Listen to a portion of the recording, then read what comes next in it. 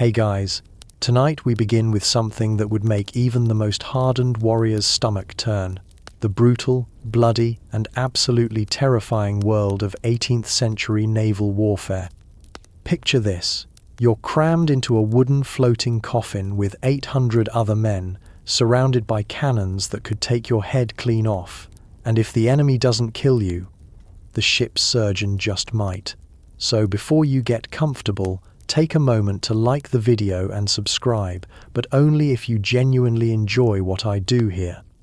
And let me know in the comments where you're tuning in from and what time it is for you. It's always fascinating to see who's joining us from around the world. Now dim the lights, maybe turn on a fan for that soft background hum, and let's ease into tonight's journey together. You've probably seen the romanticized version of naval warfare in movies. Dashing captains in pristine uniforms, clean decks gleaming in the sunlight, and heroic sailors manning the cannons with theatrical precision. The reality? Imagine the worst possible conditions you can think of, then multiply that by 10, add some scurvy, and throw in the constant threat of being blown to pieces by a cannonball. That's 18th century naval warfare. These weren't the sleek, efficient warships of later eras. These were massive wooden fortresses, some as long as modern city blocks, creaking and groaning under the weight of dozens of cannons. The largest ships of the line carried over 100 guns, each weighing several tons. When these floating arsenals met in battle, the result wasn't just warfare, it was organized chaos on a scale that would make modern combat seem almost civilized. The men who fought these battles weren't volunteers seeking glory. Most were pressed into service, literally kidnapped off the streets by press gangs and forced into a life that was, statistically speaking, likely to end badly, very badly. If disease didn't get you, battle would. If battle didn't get you, accidents would. And if accidents didn't get you, well, you were probably the luckiest sailor alive. But here's the thing that makes 18th century naval warfare so uniquely terrifying. There was nowhere to run. On land, a soldier could retreat, find cover, or surrender. At sea, trapped on a wooden ship with hundreds of pounds of gunpowder below deck and enemy cannons aimed at your hull, your options were fight or die, often both. So let's dive into this world of splinters, smoke, and screaming, because by the time we're done, you'll understand why sailors of this era didn't just fear the enemy. They feared the sea, their own ships, and sometimes even their own officers more than death itself. Life aboard the ship of the line. Before we get to the bloodshed, let's talk about daily life aboard these floating death traps, because understanding how miserable life was during peacetime makes the horror of battle even more stark. An 18th century ship of the line was like a small, incredibly cramped city. The largest vessels, like HMS Victory or the French Ville de Paris, carried between 700 and 850 men. Imagine cramming that many people into a space roughly the size of a modern shopping mall, but with wooden walls, no windows, and the constant threat of drowning. Your home, if you could call it that, was a hammock strung between cannons on the gun deck. You had about 14 inches of space between you and the man next to you. Privacy didn't exist. Fresh air was a luxury, and the smell, dear God, the smell. Picture 800 unwashed men living in close quarters with no proper sanitation, cooking salt pork that may have been in barrels for years, and you'll get an idea of what it was like below deck. The daily routine was relentless. You woke before dawn to the shrill sound of the boatswain's pipe. No snooze button, no gentle awakening. You had minutes to get up, stow your hammock, and report for duty.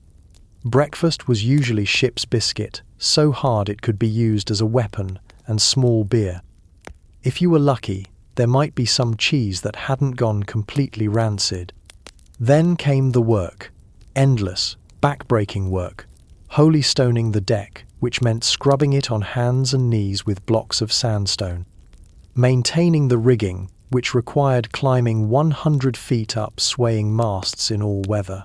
loading and cleaning cannons, repairing sails. And if you were unlucky enough to be caught slacking, you faced the catto, nine-tails. The cat wasn't just a whip, it was 9 separate cords, each knotted at the end, designed to tear flesh from bone. A dozen lashes could leave a man's back looking like hamburger. 24 could kill, and the captain didn't need a court-martial to order a flogging. His word was absolute law. But the real killer wasn't the work or the punishment. It was the food and water. Ship's biscuit was so infested with weevils that sailors learned to eat it in the dark so they couldn't see the bugs. The salt pork was often green with age.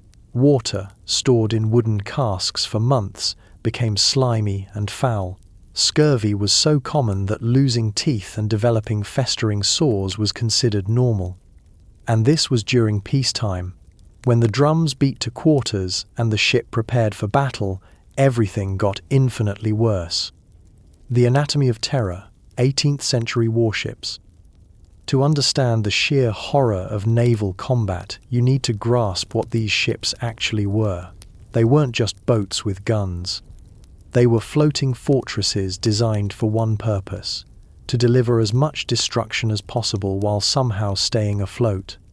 A first-rate ship of the line, like HMS Victory, was 227 feet long and carried 104 cannons spread across 3 gun decks. The guns weren't small either. The largest, 32-pounders, fired iron balls weighing 32 pounds at velocities that could punch through 3 feet of solid oak. When one of these balls hit a ship, it didn't just make a hole. It sent deadly splinters of wood flying like shrapnel in every direction. The gun decks themselves were exercises in controlled chaos. Cannons weighing up to 3 tons each were mounted on wooden carriages with small wheels. When fired, the recoil would send them rolling backward across the deck with enough force to crush a man's skull if he wasn't careful. The space between guns was barely enough for the crew to work, and when the ship was in battle, these cramped spaces would fill with smoke so thick you couldn't see your hand in front of your face. Below the gun decks was the powder magazine, where hundreds of barrels of gunpowder were stored. This room was lined with copper to prevent sparks, and men working there had to wear special felt slippers to avoid any chance of ignition. Because if the magazine exploded, which happened more often than anyone wanted to admit, the entire ship would simply vanish in a ball of fire and smoke. The ships were built like floating fortresses with oak hulls sometimes 3 feet thick, but that thickness was as much curse as blessing. When a cannonball hit, it would send splinters of wood flying across the deck like wooden bullets. These splinters, some as large as spears, killed more sailors than cannonballs themselves. And then there was the rigging. Miles of rope, hundreds of sails, and a forest of masts and spars reaching 200 feet into the air. During battle, this rigging was a primary target. When it was shot away, massive wooden beams would come crashing down onto the deck, crushing anyone unlucky enough to be underneath. The ships were marvels of engineering, but they were also death traps waiting to spring. And when 2 or more of these floating fortresses met in battle, the result was carnage on a scale that's hard to imagine. The press gang, how to build a navy from scratch. Here's something that might shock you. Most of the men fighting these naval battles didn't choose to be there. They were kidnapped. Literally dragged from their homes, families, and jobs by press gangs and forced into a life that was almost certain to end badly. The press gang was one of the most feared institutions in 18th century Britain. Picture this. You're walking home from the tavern in Portsmouth or Plymouth, maybe a bit drunk, definitely not paying attention. Suddenly, a group of armed men surrounds you. Before you can react, you're clubbed over the head, dragged to a waiting boat, and when you wake up, you're on a warship bound for God knows where. This wasn't random violence, it was official government policy. The Royal Navy needed men, lots of them, and volunteer recruitment simply couldn't keep up with demand, so they took what they needed. The press gang operated under the legal fiction that any man who made his living from the sea could be impressed into naval service. In practice, this meant any man who couldn't prove he was exempt was fair game.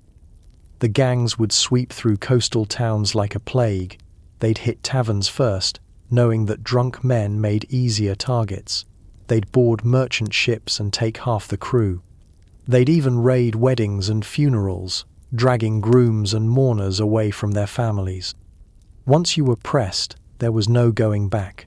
Desertion was punishable by death, and even if you survived your service, you might be kept at sea for years or even decades.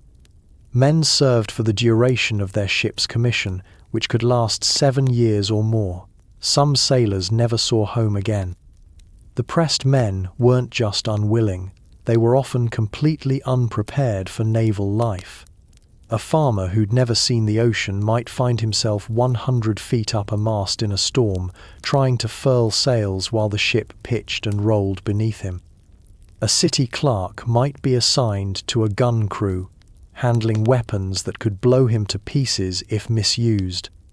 The experienced sailors knew this and tried to train the new men quickly, because in battle, your life depended on everyone knowing their job. A panicked landsman fumbling with rigging could get the entire crew killed. A pressed man who froze at his gun could leave his shipmates defenseless. But perhaps the cruelest irony was this. Once pressed, many men discovered they were good at naval life. The discipline, the camaraderie, the sense of purpose. Some even volunteered to stay after their forced service ended. They'd been kidnapped into a life they ended up loving, even as it slowly killed them. Cannon fodder, the weapons of naval destruction. Let's talk about the weapons that made 18th century naval warfare so incredibly deadly. Because when people think of naval cannons, they often imagine neat, controlled firepower. The reality was far more chaotic and infinitely more destructive. Naval cannons of this era weren't precision instruments. They were blunt force weapons designed to smash everything in their path. The smallest guns, 6-pounders, fired iron balls weighing 6 pounds. The largest, 42-pounders used by the Spanish and some French ships launched projectiles weighing 42 pounds. To put that in perspective, imagine a bowling ball flying at you at several hundred miles per hour.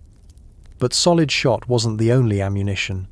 Ships carried a variety of specialized projectiles, each designed for maximum destruction. Chain shot consisted of 2 iron balls connected by a chain. When fired, it would spin through the air like a medieval flail designed to cut through rigging and masts.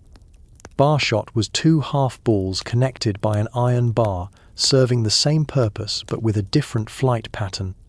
Then there was grape shot and canister shot, the naval equivalent of a giant shotgun. These consisted of multiple smaller balls packed together, designed to spread out after firing and cut down groups of men on deck. A single blast of grape shot could kill or maim dozens of sailors in an instant. The guns themselves were massive bronze or iron tubes weighing several tons each. Loading one was a complex, dangerous process requiring a crew of up to 15 men. First, a cartridge of gunpowder was rammed down the barrel. Then the shot was loaded and rammed home. A priming charge was poured into the touch hole. And finally, the gun was fired using a slow match or flintlock mechanism. The noise was indescribable. Imagine the loudest thunder you've ever heard, then multiply it by 50. The concussion from a single cannon could rupture eardrums. A full broadside from a ship of the line firing 40 or 50 guns simultaneously was like being inside an earthquake made of sound. But here's what made naval gunnery so uniquely terrifying. You couldn't aim properly. Ships were constantly moving, rolling with the waves, and the smoke from previous shots made it impossible to see your target clearly. Gunners aimed by instinct and experience, hoping to hit something, anything, on the enemy ship. The effective range was surprisingly short, usually less than 100 yards for accurate fire. At the start of a battle, ships might begin firing at 200 or 300 yards, but the real damage was done when they closed to pistol shot, so close that men could literally jump from one ship to another. At these ranges, the devastation was absolute. Cannonballs would punch through the side of a ship, travel the entire length of the gun deck, and exit through the other side. Everything in their path, men, guns, support beams, would be smashed or swept away. The splinters created by each impact were like wooden grenades, sending sharp fragments flying in every direction. And remember, all of this was happening in an enclosed space. The gun decks had low ceilings, about 6 feet high, so there was nowhere to hide. Men worked their guns while cannonballs flew overhead and splinters rained down around them. The lucky ones died quickly. The fog of war, when ships met in battle. Now let's talk about what happened when these floating arsenals actually met in combat, because nothing, absolutely nothing, could prepare a man for the reality of a naval battle in the age of sail. Battles didn't start with a charge or a trumpet call. They began slowly, almost politely. Ships would approach each other over the course of hours, sometimes days. The tension would build as crews prepared for action, clearing the decks, loading guns, and trying not to think about what was coming. The first shots were usually fired at long range, more for show than effect, but as the ships closed, the intensity increased exponentially. A typical line of battle engagement involved ships sailing parallel to each other, exchanging broadsides.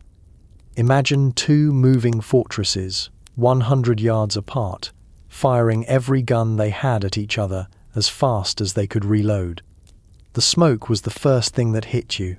Black powder cannons didn't produce clean white smoke like in the movies. They belched out thick, acrid clouds that burned your eyes and throat. Within minutes of the battle starting, the ships would be shrouded in smoke so thick that gunners literally couldn't see their targets. They aimed into the grey wall and hoped for the best. The noise was beyond human comprehension. Dozens of cannons firing simultaneously created a sound that didn't just hurt your ears, it hurt your entire body. Men would stuff their ears with whatever they could find, but it didn't help much. Many sailors ended their careers partially or completely deaf. But the real horror was what happened when the shots hit home. A 32-pound cannonball striking a wooden ship didn't just make a neat hole. It sent a shower of splinters flying across the deck, each piece of wood becoming a deadly projectile. Men would be killed by splinters while standing dozens of feet away from where the ball actually hit. The gun crews worked like machines, but machines made of flesh and blood.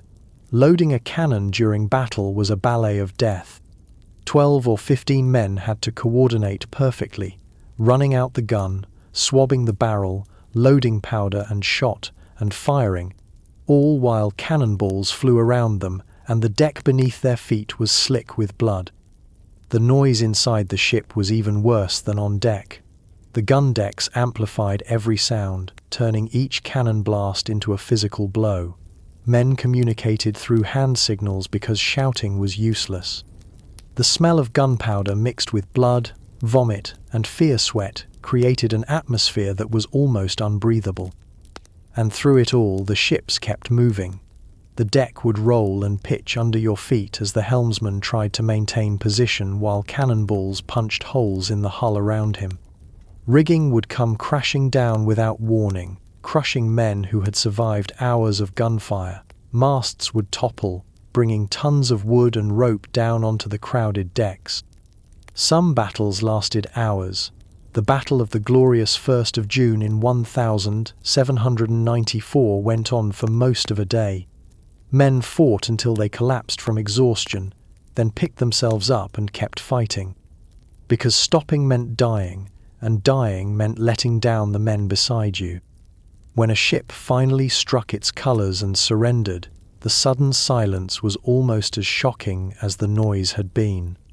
Survivors would look around at the wreckage that had been their floating home and wonder how anyone had lived through it. Many hadn't. The butcher's bill, death and mutilation at sea. Let's talk about what actually happened to human bodies during these naval battles. Because the weapons of 18th century naval warfare didn't just kill people, they destroyed them in ways that would make a modern combat medic sick. A direct hit from a cannonball didn't leave much to bury. A 32-pound iron sphere traveling at several hundred feet per second would literally disintegrate a human body. Men would simply vanish, leaving only a red stain on the deck and perhaps a few fragments of clothing. Gunners who were struck while loading their weapons would be spread across the entire gun deck. But instant death was almost a mercy compared to what happened to the wounded, because 18th century medicine was barely better than medieval butchery, and naval medicine was worse than land-based treatment. Splinter wounds were the most common injuries. When a cannonball hit the side of a ship, it would send wooden fragments flying like shrapnel. These splinters could be as small as needles or as large as spears.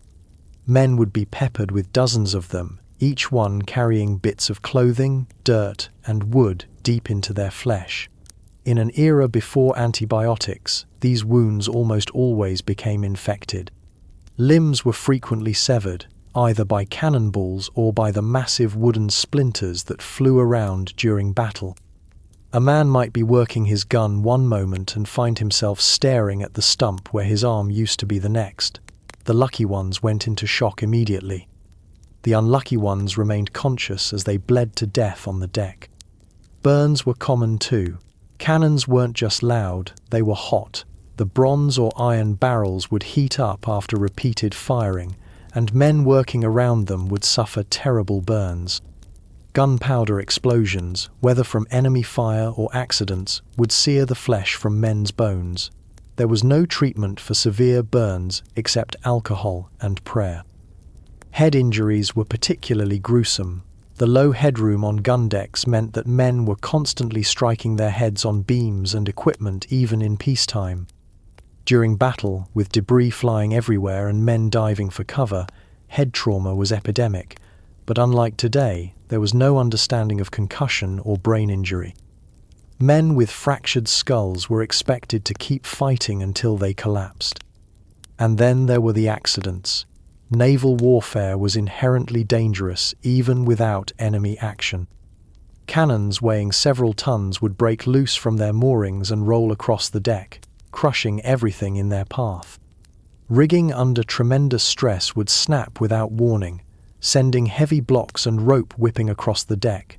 Men would fall from the yards and masts, either from enemy fire or simple exhaustion.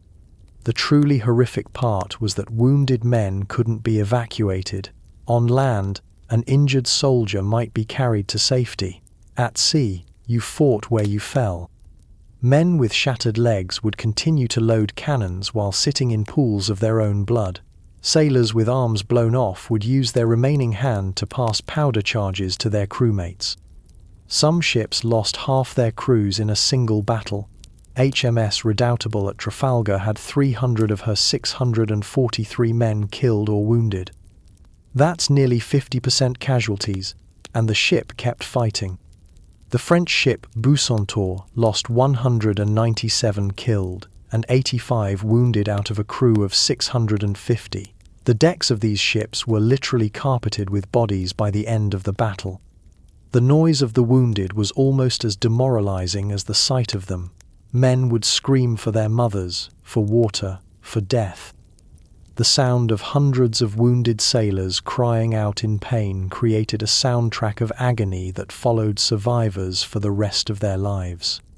And remember, this was just one battle. Ships that survived would sail to the next engagement with their crews already decimated, their survivors traumatized, and their officers trying to train new pressed men to replace the dead. It was a cycle of violence that ground up human beings like grain in a mill. The ship's surgeon, medicine in the age of amputation. When men were wounded in 18th century naval battles, their fate rested in the hands of the ship's surgeon. Unfortunately, these men were often drunks, failures, or butchers who couldn't make it in civilian practice. And their tools? A saw, a knife, and a bottle of rum. That was essentially the extent of naval medicine. The surgery took place in the cockpit, deep in the bowels of the ship below the waterline.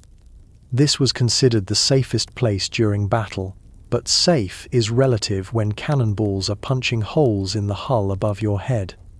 The cockpit was dark, cramped, and stank of bilge water, blood, and fear. When the wounded were brought down, the surgeon had to make quick decisions.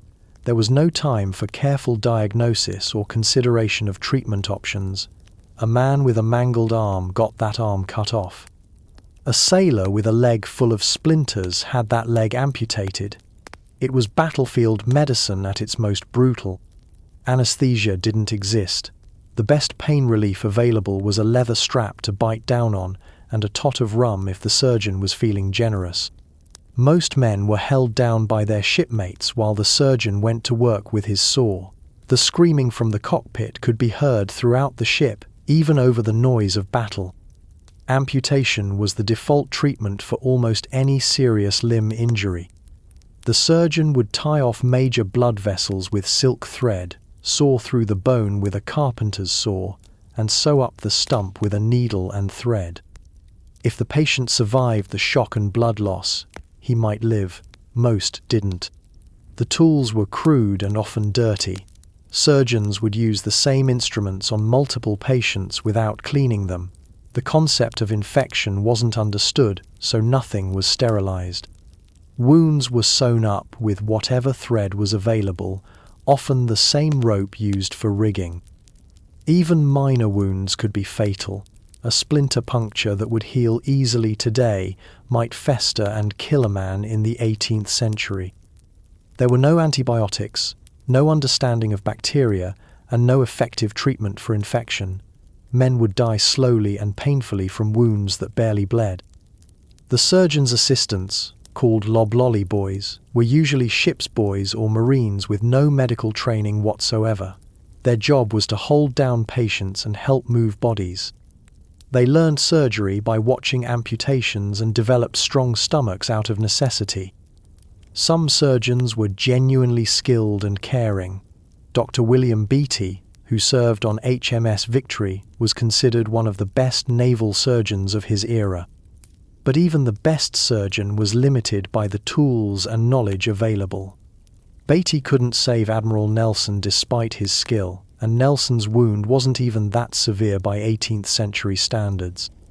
The mortality rate from surgery was staggering. Even successful amputations had about a 50% survival rate, and that was considered good.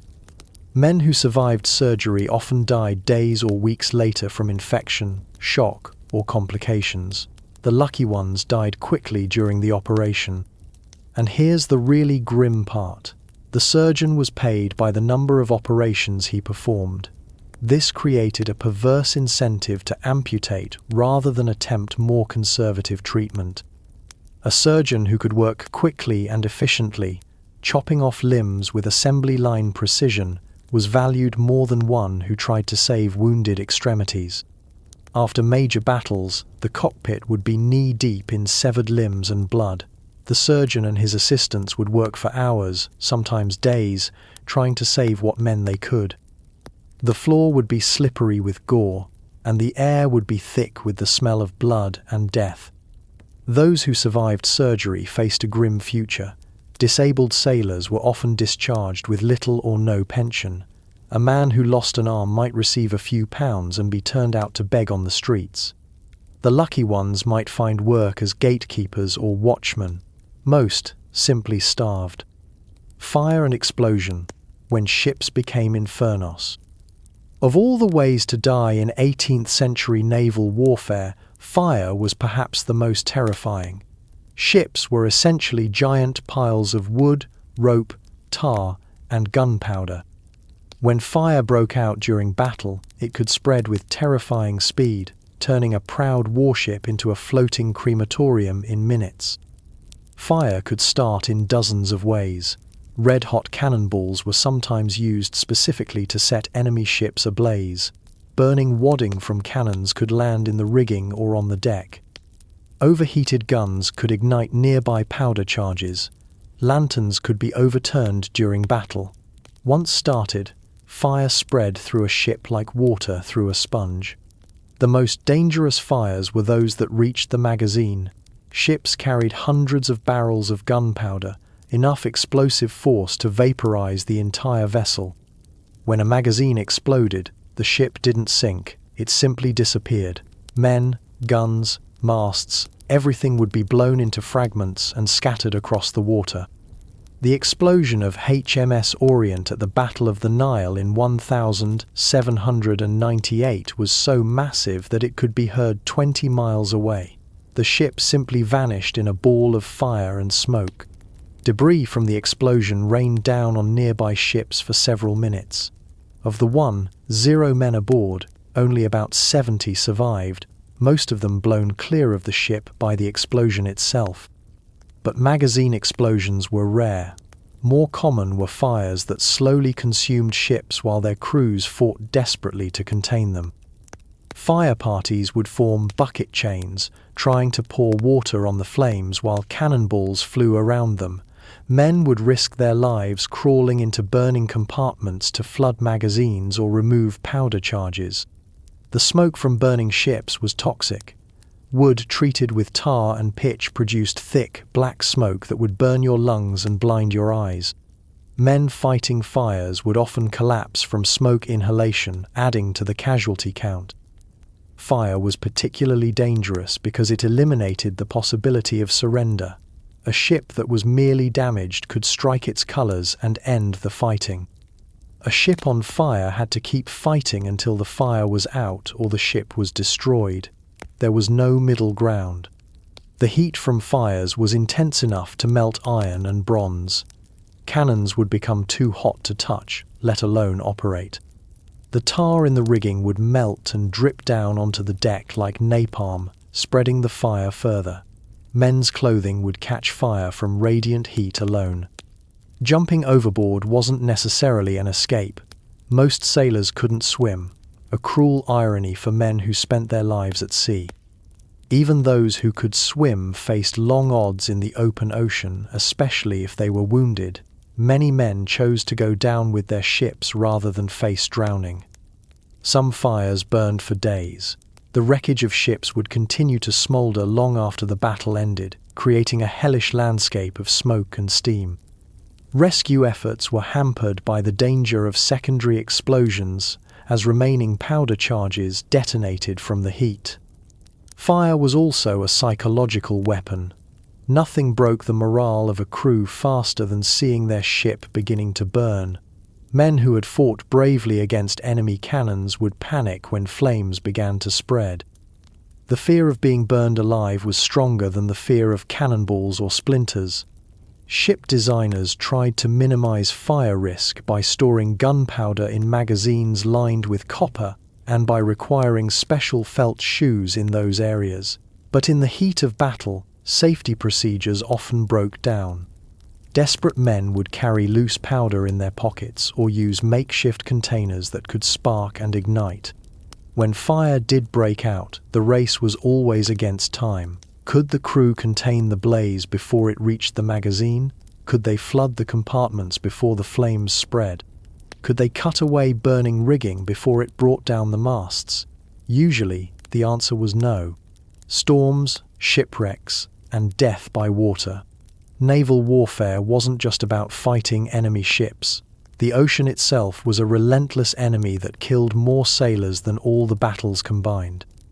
Storms, shipwrecks, and simple accidents claimed thousands of lives every year, making the sea as dangerous as any human opponent. 18th century ships were at the mercy of weather in ways that modern vessels are not. They had no radar to detect storms, no weather forecasting to avoid dangerous conditions, and no engines to power through bad weather. When a storm hit, survival was a matter of seamanship, luck, and prayer. The storms themselves were terrifying. Imagine being in a wooden box 200 feet long while nature tries to shake it apart.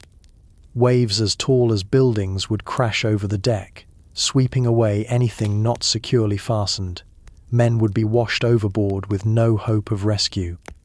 Others would be crushed by loose cannons or cargo that broke free and rolled around the deck like giant bowling balls. The ships would flex and twist in heavy seas, their wooden hulls working like living things.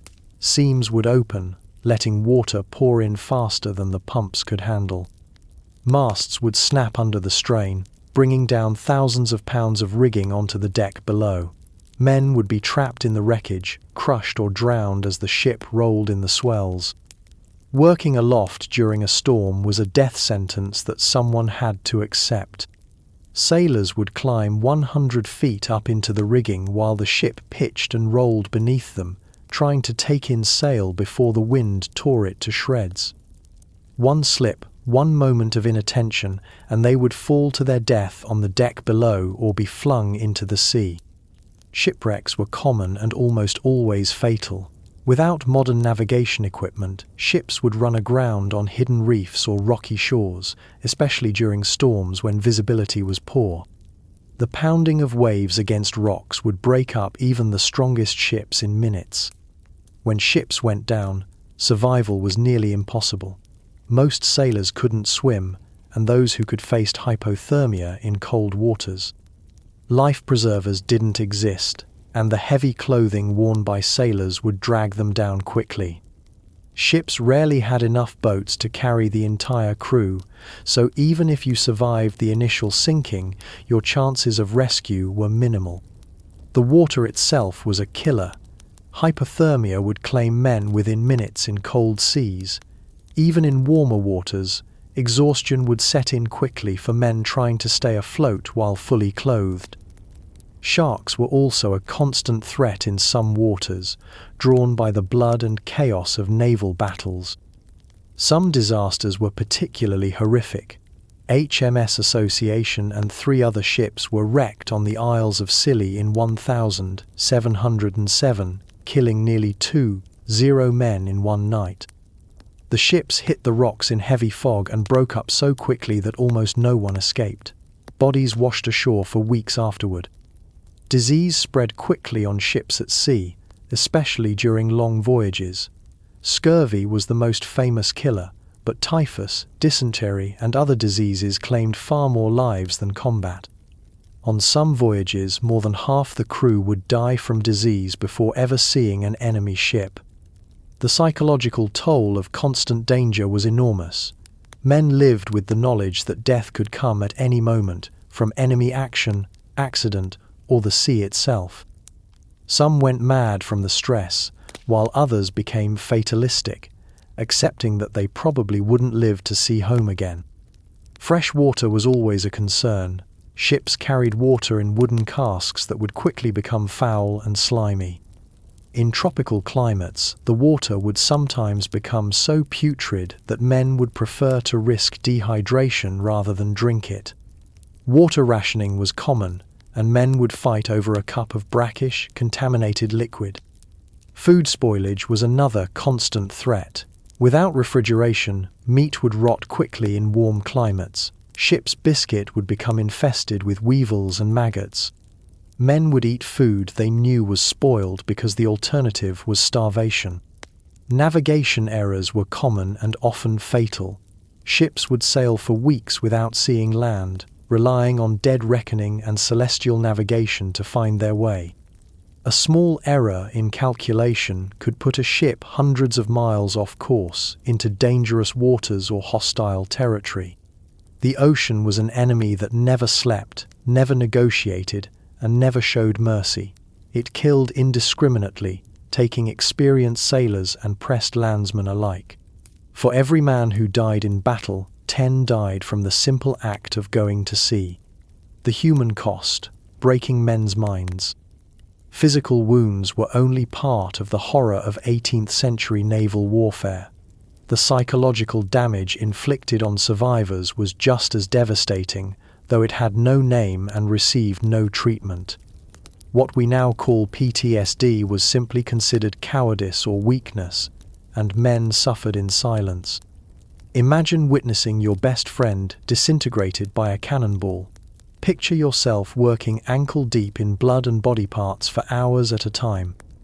Consider the sound of hundreds of wounded men screaming in agony while you continue to load and fire cannons. Now multiply that trauma by dozens of battles over years of service. Men broke under the strain in different ways. Some simply stopped functioning, staring blankly ahead while chaos erupted around them. These men were usually flogged for cowardice, which only made their condition worse. Others became violent and unpredictable, lashing out at shipmates or officers with no warning. Shell shock, as it would later be called, was common but unrecognized. Men who had survived multiple battles would sometimes become unable to function when the drums beat to quarters. Their hands would shake uncontrollably, they would vomit from fear, or they would simply collapse. These men were considered cowards and were often punished severely. Sleep became impossible for many veterans. The noise of battle would echo in their ears long after the guns fell silent. Men would wake up screaming, reliving moments of particular horror. The cramped conditions aboard ship meant that one man's nightmares would keep entire gun crews awake. Alcohol was the only available treatment for psychological trauma, and it was enthusiastically self-prescribed. Many sailors drank themselves into oblivion whenever possible, trying to drown memories that wouldn't fade. This led to its own problems, as drunk sailors were dangerous to themselves and their shipmates. Some men simply gave up. They would stop eating, stop caring for themselves, and waste away despite being physically uninjured. Others would throw themselves overboard when the opportunity arose, choosing death over continuing to endure the psychological torment. The constant threat of violence created a state of hypervigilance that never ended. Men would jump at sudden noises, even harmless ones. The creaking of the ship's timbers, which had once been comforting, would send some veterans into panic attacks. They lived in a constant state of fear, waiting for the next battle, the next horror. Survivors' guilt was perhaps the worst psychological wound. Men who lived through battles where their friends died would torture themselves with questions. Why did I survive when he didn't? Could I have saved him? Was I a coward for not doing more? These thoughts would eat away at men's sanity like acid. The rigid discipline of naval life made psychological problems worse, not better. Men weren't allowed to show weakness or express their feelings. Crying was considered unmanly and could result in punishment. Talking about fears or anxieties was seen as spreading panic and was strictly forbidden. Religious faith helped some men cope, but it also created new terrors for others. The constant exposure to death and violence made many sailors obsessed with their own mortality and the state of their souls. Some became convinced they were damned, while others developed fanatical religious beliefs that bordered on madness. The worst part was that there was no end in sight. Unlike modern military service with defined tours of duty, naval service in the 18th century could last for decades. Men pressed into service might never see home again, and volunteers often found themselves trapped in a cycle of violence that consumed their entire adult lives. Officers weren't immune to psychological damage either. The responsibility of command, the need to order men to their deaths, and the constant pressure of decision-making under fire broke many promising careers. Some officers became tyrants, using brutal discipline to maintain control over their own fears. Others became paralyzed by indecision, unable to function when quick action was needed. The stigma attached to psychological problems meant that most men suffered alone. There were no counselors, no support groups, no understanding that what they were experiencing was a normal human response to abnormal conditions. Men who broke down were simply written off as weak or cowardly. The politics of death, why men fought. You might wonder why anyone would willingly subject themselves to this kind of horror. The truth is, most didn't have a choice. But understanding the political and economic forces that drove 18th century naval warfare helps explain why these floating hells continued to sail and fight. The 18th century was an age of empire, and naval power was the key to controlling global trade routes. Britain, France, Spain, and the Netherlands were locked in a centuries-long struggle for dominance of the seas. Whoever controlled the ocean controlled the wealth of the world, and that wealth was worth any amount of human suffering. Sugar, tobacco, spices, and slaves generated enormous profits for European nations. A single successful voyage could make investors fabulously wealthy, while the loss of a convoy could bankrupt trading companies. Naval warfare was simply the cost of doing business on a global scale. The press gang existed because volunteers alone couldn't crew the massive fleets needed for this global competition. The Royal Navy at its peak required over 140 men, more than the entire population of many cities. No amount of patriotic appeals could produce that many volunteers, so the state simply took what it needed. For the men doing the fighting, politics meant little. They fought because they had no choice, because their officers would shoot them if they didn't, and because their survival depended on their shipmates doing the same. The grand strategies and imperial ambitions that drove these wars were meaningless to a gun crew trying to stay alive in the smoke and chaos of battle. But the political dimension of naval warfare made it particularly vicious. These weren't just military conflicts, they were economic wars fought with cannons and cutlasses. The enemy wasn't just another nation's navy, it was everyone who threatened your country's trade routes and colonial empire. Prize money provided additional motivation for some sailors. Ships and cargo captured in battle were sold, and the proceeds were distributed among the crew according to a strict formula. A successful cruise could make officers wealthy and provide ordinary sailors with more money than they could earn in years of normal wages. However, prize money was a lottery where most players lost. The majority of naval service involved endless patrols, convoy duty, and blockade work that generated no prizes at all. Men would spend years at sea without seeing a penny of prize money, while their officers grew rich from their investments and political connections. The class system that dominated 18th century society was replicated and intensified aboard warships. Officers were typically from wealthy families who could afford to purchase commissions or had political connections. They lived in relative comfort, with private cabins, better food, and servants to attend to their needs. Common sailors, pressed or volunteer, were treated as expendable resources. They lived in conditions that would have been considered cruel for livestock, ate food that was often rotten, and faced punishment for the slightest infractions. The gap between officers and men was vast and unbridgeable. This class divide affected everything, including the treatment of wounded men. Officers who were injured in battle received the best available medical care and were often sent home to recover. Wounded sailors were patched up as quickly as possible and expected to return to duty immediately, regardless of their condition. The religious justification for these wars added another layer of complexity. Protestant nations portrayed their conflicts with Catholic powers as holy wars, while Catholic countries saw themselves as defending the true faith against heretics. This religious dimension made the fighting more bitter and reduced the likelihood of mercy for defeated enemies. National pride also played a role in motivating sailors, though it was often mixed with more practical concerns. British sailors might fight harder because they genuinely believed in the superiority of their nation and their cause, but they also knew that defeat might mean years in a foreign prison or death in a foreign land. The propaganda of the time portrayed naval warfare as glorious and heroic, full of brave sailors fighting for king and country.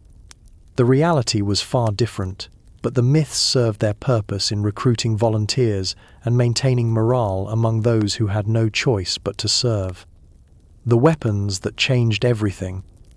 The development of naval artillery during the 18th century turned sea battles from relatively civilized affairs into mechanized slaughter. Understanding how these weapons evolved helps explain why naval warfare became so incredibly deadly. Early naval cannons were crude affairs, often more dangerous to their operators than to the enemy. But by the mid-18th century, gun founders had perfected their craft. creating weapons that were both powerful and reliable. The standardization of calibers and the improvement of gunpowder quality meant that ships could carry more effective firepower than ever before. The carronade, invented in the 1770s, was perhaps the most significant development in naval artillery. These short-barreled guns were much lighter than traditional cannons, but fired larger projectiles at close range. A 32-pounder carronade weighed less than half as much as a regular 32-pounder cannon, but was just as deadly at short range. This allowed ships to carry heavier armaments without sacrificing speed or maneuverability. HMS Victory carried carronades on her upper deck that would have been impossible to mount with traditional long guns. The result was ships that could deliver devastating firepower while remaining fast enough to control the tactical situation. The development of improved gunpowder also increased the lethality of naval artillery. Better quality powder burned more consistently and produced higher velocities, increasing both range and penetrating power. It also produced more smoke, which became a major factor in battle as visibility dropped to near zero after the first few broadsides. Shot was also improved during this period. Better metallurgy produced more uniform cannonballs that flew straighter and hit harder. The development of explosive shells, though still in its infancy, added a new dimension of terror to naval warfare. Even a near miss with an explosive shell could kill or wound men with flying fragments. The rate of fire improved dramatically as gun crews became more professional and training methods were refined. A well-trained gun crew could fire their weapon every 90 seconds, compared to 3 or 4 minutes for untrained men. This improvement in rate of fire multiplied the destructive power of naval artillery several times over. Aiming techniques also evolved, though they remained primitive by modern standards. Gun captains learned to time their shots with the roll of the ship, firing on the up roll to hit the enemy's hull or on the down roll to destroy rigging. These techniques took years to master and were closely guarded secrets passed down from experienced gunners to novices. The development of the flintlock firing mechanism made cannons more reliable and reduced the number of misfires that could leave a gun crew exposed while they tried to relight their weapon. This seemingly small improvement actually saved many lives by reducing the time guns were out of action during battle. Improved metallurgy also made cannons safer for their operators. Earlier guns were prone to exploding when fired, often killing their entire crew. By the late 18th century, burst guns were much less common, though they still occurred with terrifying regularity. The standardization of gun sizes and ammunition made naval logistics much more efficient. Ships could be resupplied from any friendly port, and damaged guns could be more easily replaced.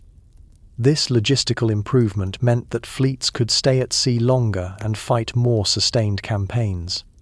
However, these improvements in naval artillery came at a human cost. More effective weapons meant more casualties when ships fought. Battles that might have been decided by boarding actions in earlier eras were now settled by gunnery duels that left hundreds of men dead or wounded. The psychological impact of improved artillery was also significant. Men knew that the weapons they faced were more deadly than ever before, and this knowledge affected morale and behavior in battle. The days when naval combat was seen as a gentleman's sport were ending, replaced by an era of industrial-scale killing. Boarding actions, when violence became personal. When the great guns fell silent and ships came alongside each other, naval warfare became brutally personal. Boarding actions were the ultimate test of courage, skill, and desperation, where men fought hand-to-hand with cutlass, pike, and pistol in a confined space with no quarter asked or given. The decision to board an enemy ship was never taken lightly. It meant accepting horrific casualties in exchange for the chance to end the battle quickly and decisively. Officers would weigh the condition of their ship, the morale of their crew, and the perceived weakness of the enemy before ordering the boats away or laying their ship alongside the foe. Preparation for a boarding action was a ritual in itself. Men would strip off their shirts to avoid being grabbed, bind handkerchiefs around their heads to keep blood from blinding them, and check their weapons one final time. Cutlasses were sharpened to razor edges, pistols were loaded with multiple balls, and boarding pikes were fitted with their deadly points. The approach was terrifying for both sides.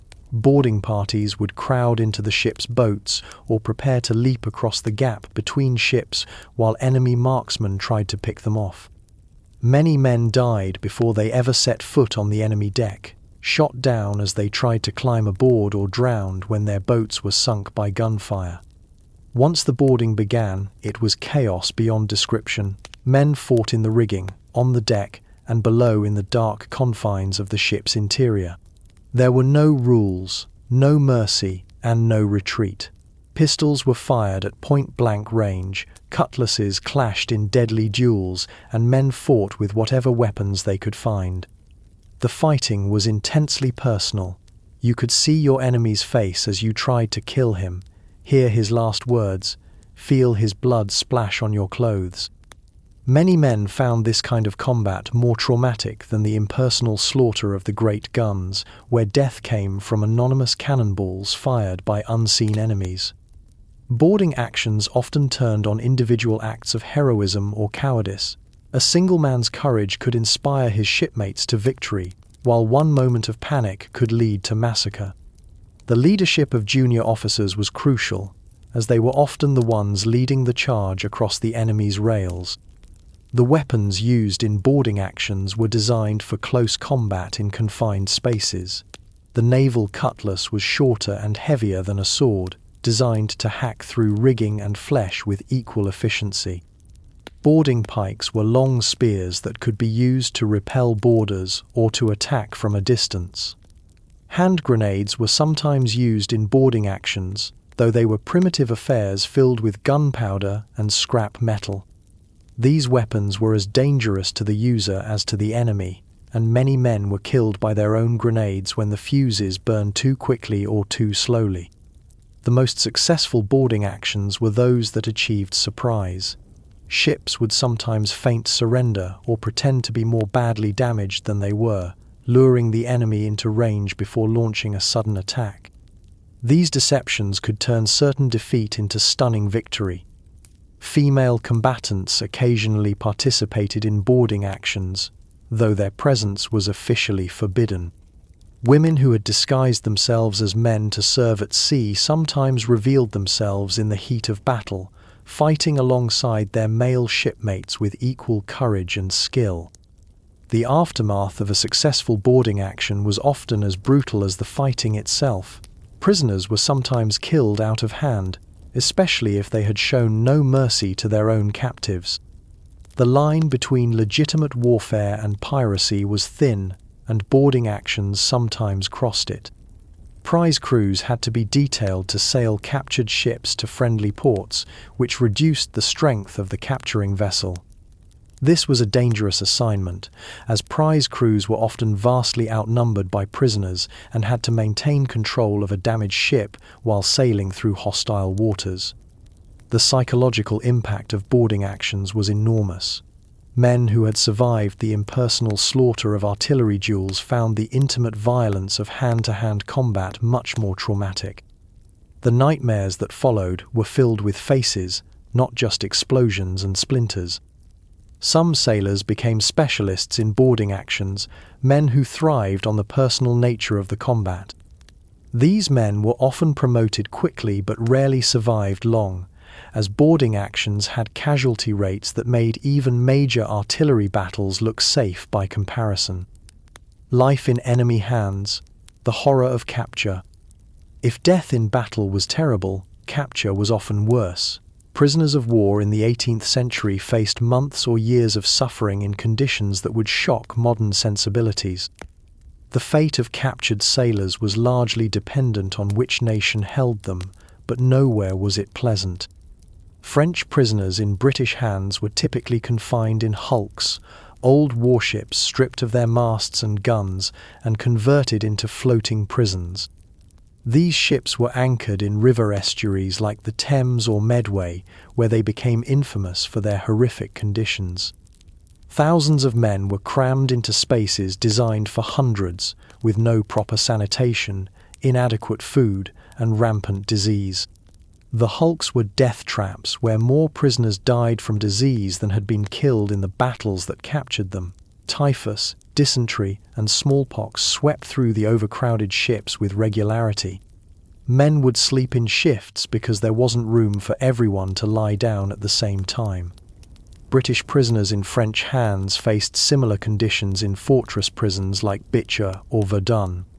These stone fortresses were cold, damp, and overcrowded, with prisoners sleeping on straw in underground chambers. Food was scarce and of poor quality, and medical care was virtually non-existent. Spanish prisons were considered among the worst. British sailors captured in the Caribbean or Mediterranean might find themselves in the dungeons of Cadiz or Havana, where the heat, humidity, and disease made survival unlikely. Many prisoners simply wasted away, forgotten by their own governments and left to die in foreign lands. The treatment of prisoners varied enormously depending on their rank. Officers were typically paroled on their word of honor not to escape, and they often lived in relative comfort while awaiting exchange. Common sailors had no such privileges and were treated as expendable laborers or simply left to rot in prison. Escape attempts were common but rarely successful. Prisoners who were caught trying to escape faced severe punishment, including death. But the conditions in most prisons were so bad that many men were willing to risk everything for a chance at freedom. The exchange of prisoners was a complex diplomatic process that could take years to complete. Cartels were negotiated between governments, specifying the terms under which prisoners would be released. But these negotiations often broke down over technicalities, leaving men in prison for months or years longer than necessary. Some prisoners were forced to work for their captors, either in naval yards building ships or in mines and quarries. This labor was dangerous and exhausting, and many men died from overwork and malnutrition. Those who refused to work were often confined in even worse conditions. The psychological impact of captivity was enormous. Men who had survived the horrors of naval warfare often broke down completely in prison. The uncertainty of their fate, the separation from family and friends, and the daily struggle for survival wore down even the strongest spirits. Disease was the greatest killer in prison camps. Crowded conditions and poor sanitation made epidemics inevitable. Smallpox could kill hundreds of men in a matter of weeks, while slower killers like tuberculosis and typhus claimed steady tolls month after month. Food was a constant concern for prisoners. Rations were typically inadequate and of poor quality, consisting mainly of bread, thin soup, and occasional scraps of meat. Many prisoners suffered from scurvy and other diseases related to malnutrition. Some resorted to eating rats, leather, or anything else that might provide nutrition. The prison economy was based on bribery and corruption. Guards could often be bribed to provide better food, bedding, or other necessities, but only prisoners with money or valuable possessions could afford these luxuries. Most common sailors had nothing to trade and simply had to endure whatever conditions they found. Some prisoners found ways to make their confinement more bearable. They organized schools to teach literacy and mathematics, formed debating societies, or created theatrical groups to perform plays. These activities helped maintain morale and provided some relief from the monotony of prison life. Letters from home were precious but rare. Mail delivery to prison camps was unreliable at best, and many letters were lost or confiscated by authorities. Prisoners might go years without news of their families, not knowing if their loved ones were alive or dead. The release of prisoners was often as traumatic as their capture. Men who had been confined for years found it difficult to readjust to normal life. Many were broken in health and spirit, unable to return to their former occupations or maintain relationships with family and friends. The economics of human misery. Naval warfare in the 18th century wasn't just about national pride or territorial expansion. It was fundamentally about money.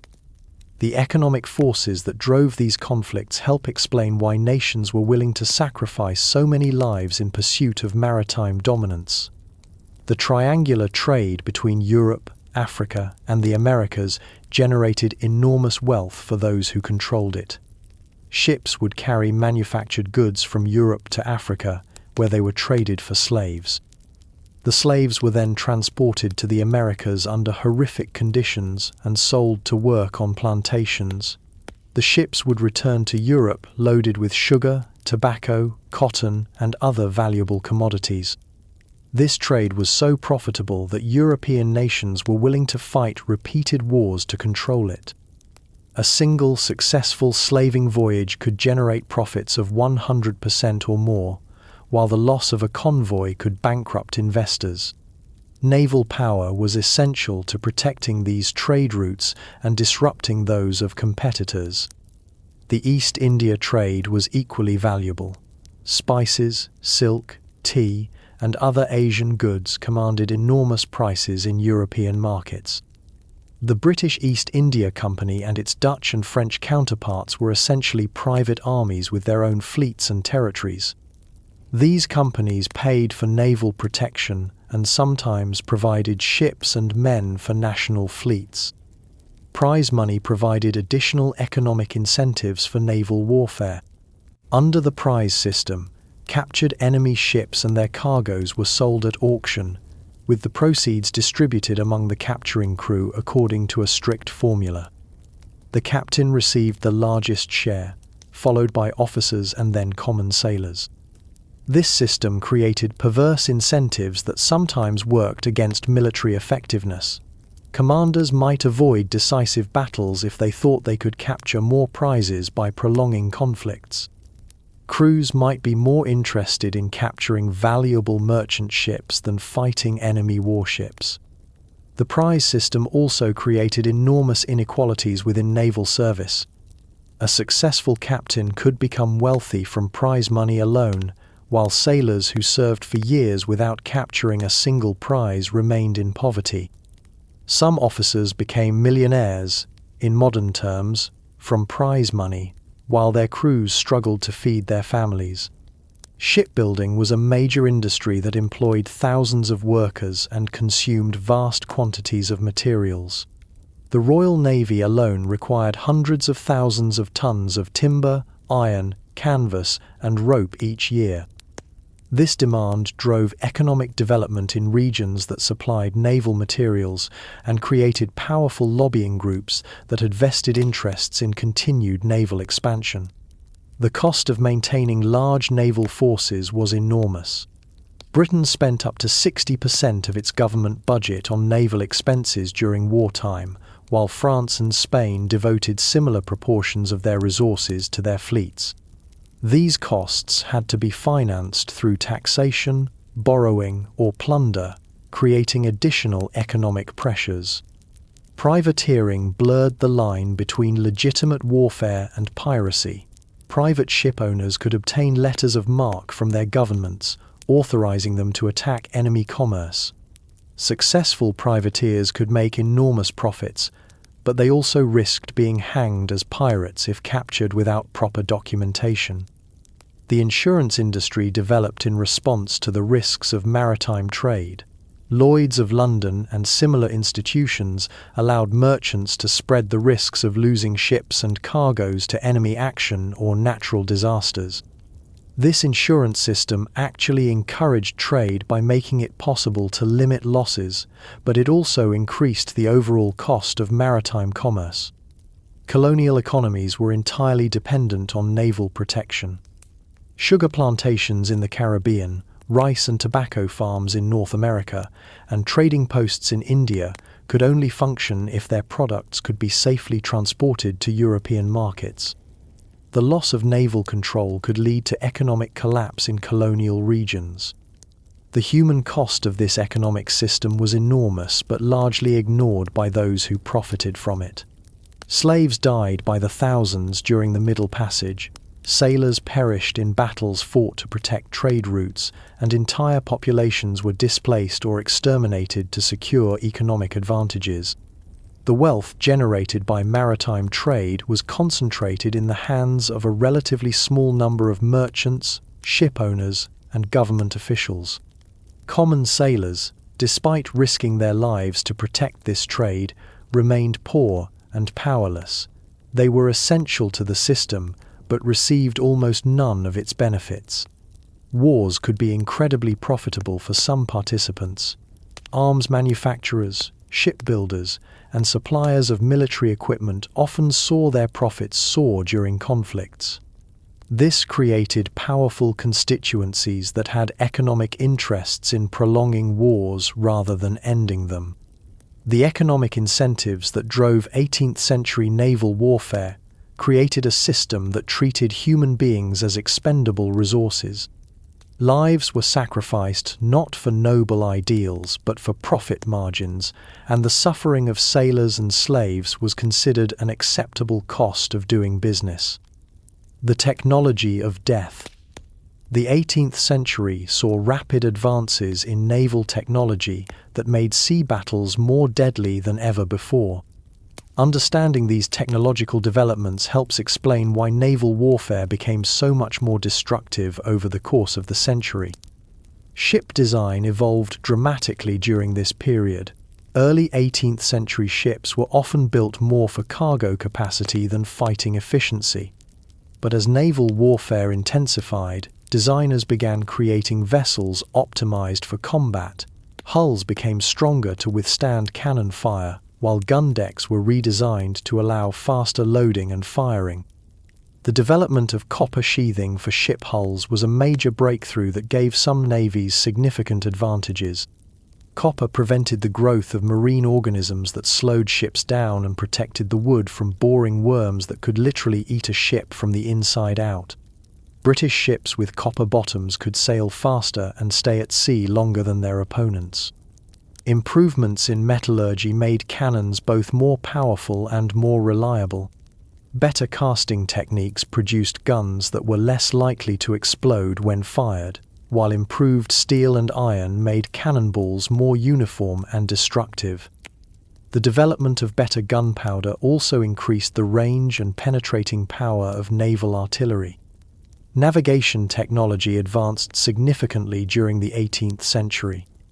The development of the marine chronometer made it possible to determine longitude accurately for the first time, reducing the number of ships lost to navigation errors. Better charts and mapping also made sea travel safer and more predictable. Communication technology remained primitive but did see some improvements. Signal flags became more standardized, allowing fleets to coordinate their movements more effectively. The development of night signals using lanterns and rockets made it possible to maintain some communication even in darkness. Medical technology showed modest improvements that did save some lives. The development of more effective treatments for scurvy, though not yet understanding its cause, reduced deaths from that disease. Surgical techniques also improved slightly, though they remained brutal by modern standards. Gunpowder technology advanced considerably. Better manufacturing techniques produced powder that burned more consistently and generated more force. The development of cartridges for small arms made muskets and pistols more reliable and faster to reload. Small arms used by naval forces also improved during this period. Naval pistols became more reliable and accurate, while boarding pikes and cutlasses were refined for ship-to-ship combat. The development of the Ferguson rifle, though not widely adopted, showed the potential for breech-loading weapons that would revolutionize warfare. Fire control technology remained primitive but did see some advances. Gun sights became more sophisticated, and gun captains developed better techniques for timing their shots with the roll of the ship. These improvements in accuracy made naval gunnery more deadly at longer ranges. Damage control technology also advanced. Ships were built with more effective compartmentalization to prevent flooding, while pumps became more efficient at removing water from damaged hulls. Fire prevention and fighting techniques improved, though fires remained one of the greatest dangers at sea.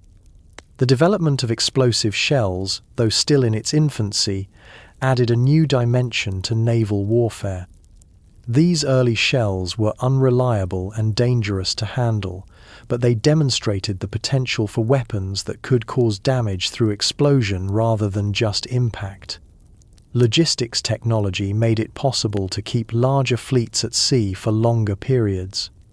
Improved food preservation techniques reduced the incidence of scurvy and other diseases, while better storage methods made it possible to carry more supplies in the same space.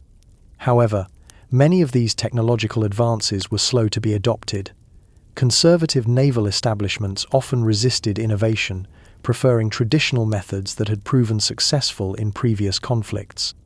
This resistance to change sometimes left naval forces using obsolete technology against enemies who had embraced new developments. The pace of technological change was accelerating during this period, which meant that ships and weapons could become obsolete within a few years. Nations that failed to keep up with technological developments found themselves at significant disadvantages in naval conflicts. When the guns fell silent, after hours of horrific combat, naval battles eventually came to an end. But the silence that followed was often as haunting as the noise that preceded it. The aftermath of 18th century naval battles was a scene of devastation that challenged the humanity of everyone who witnessed it. The first priority after a battle was to count the cost in human lives. Officers would move through the ship, checking each gun station and compartment to determine who was dead, who was wounded, and who had simply vanished. Many men were never found, blown overboard by cannonballs or swept away by waves washing over shot-damaged decks. The sight of a ship after battle was something that stayed with survivors for the rest of their lives. Decks were slippery with blood and littered with body parts. Cannonballs had punched holes through the hull, letting in water and light in equal measure. Rigging hung in tatters, and splintered wood was everywhere, some pieces still embedded in walls or the bodies of the dead.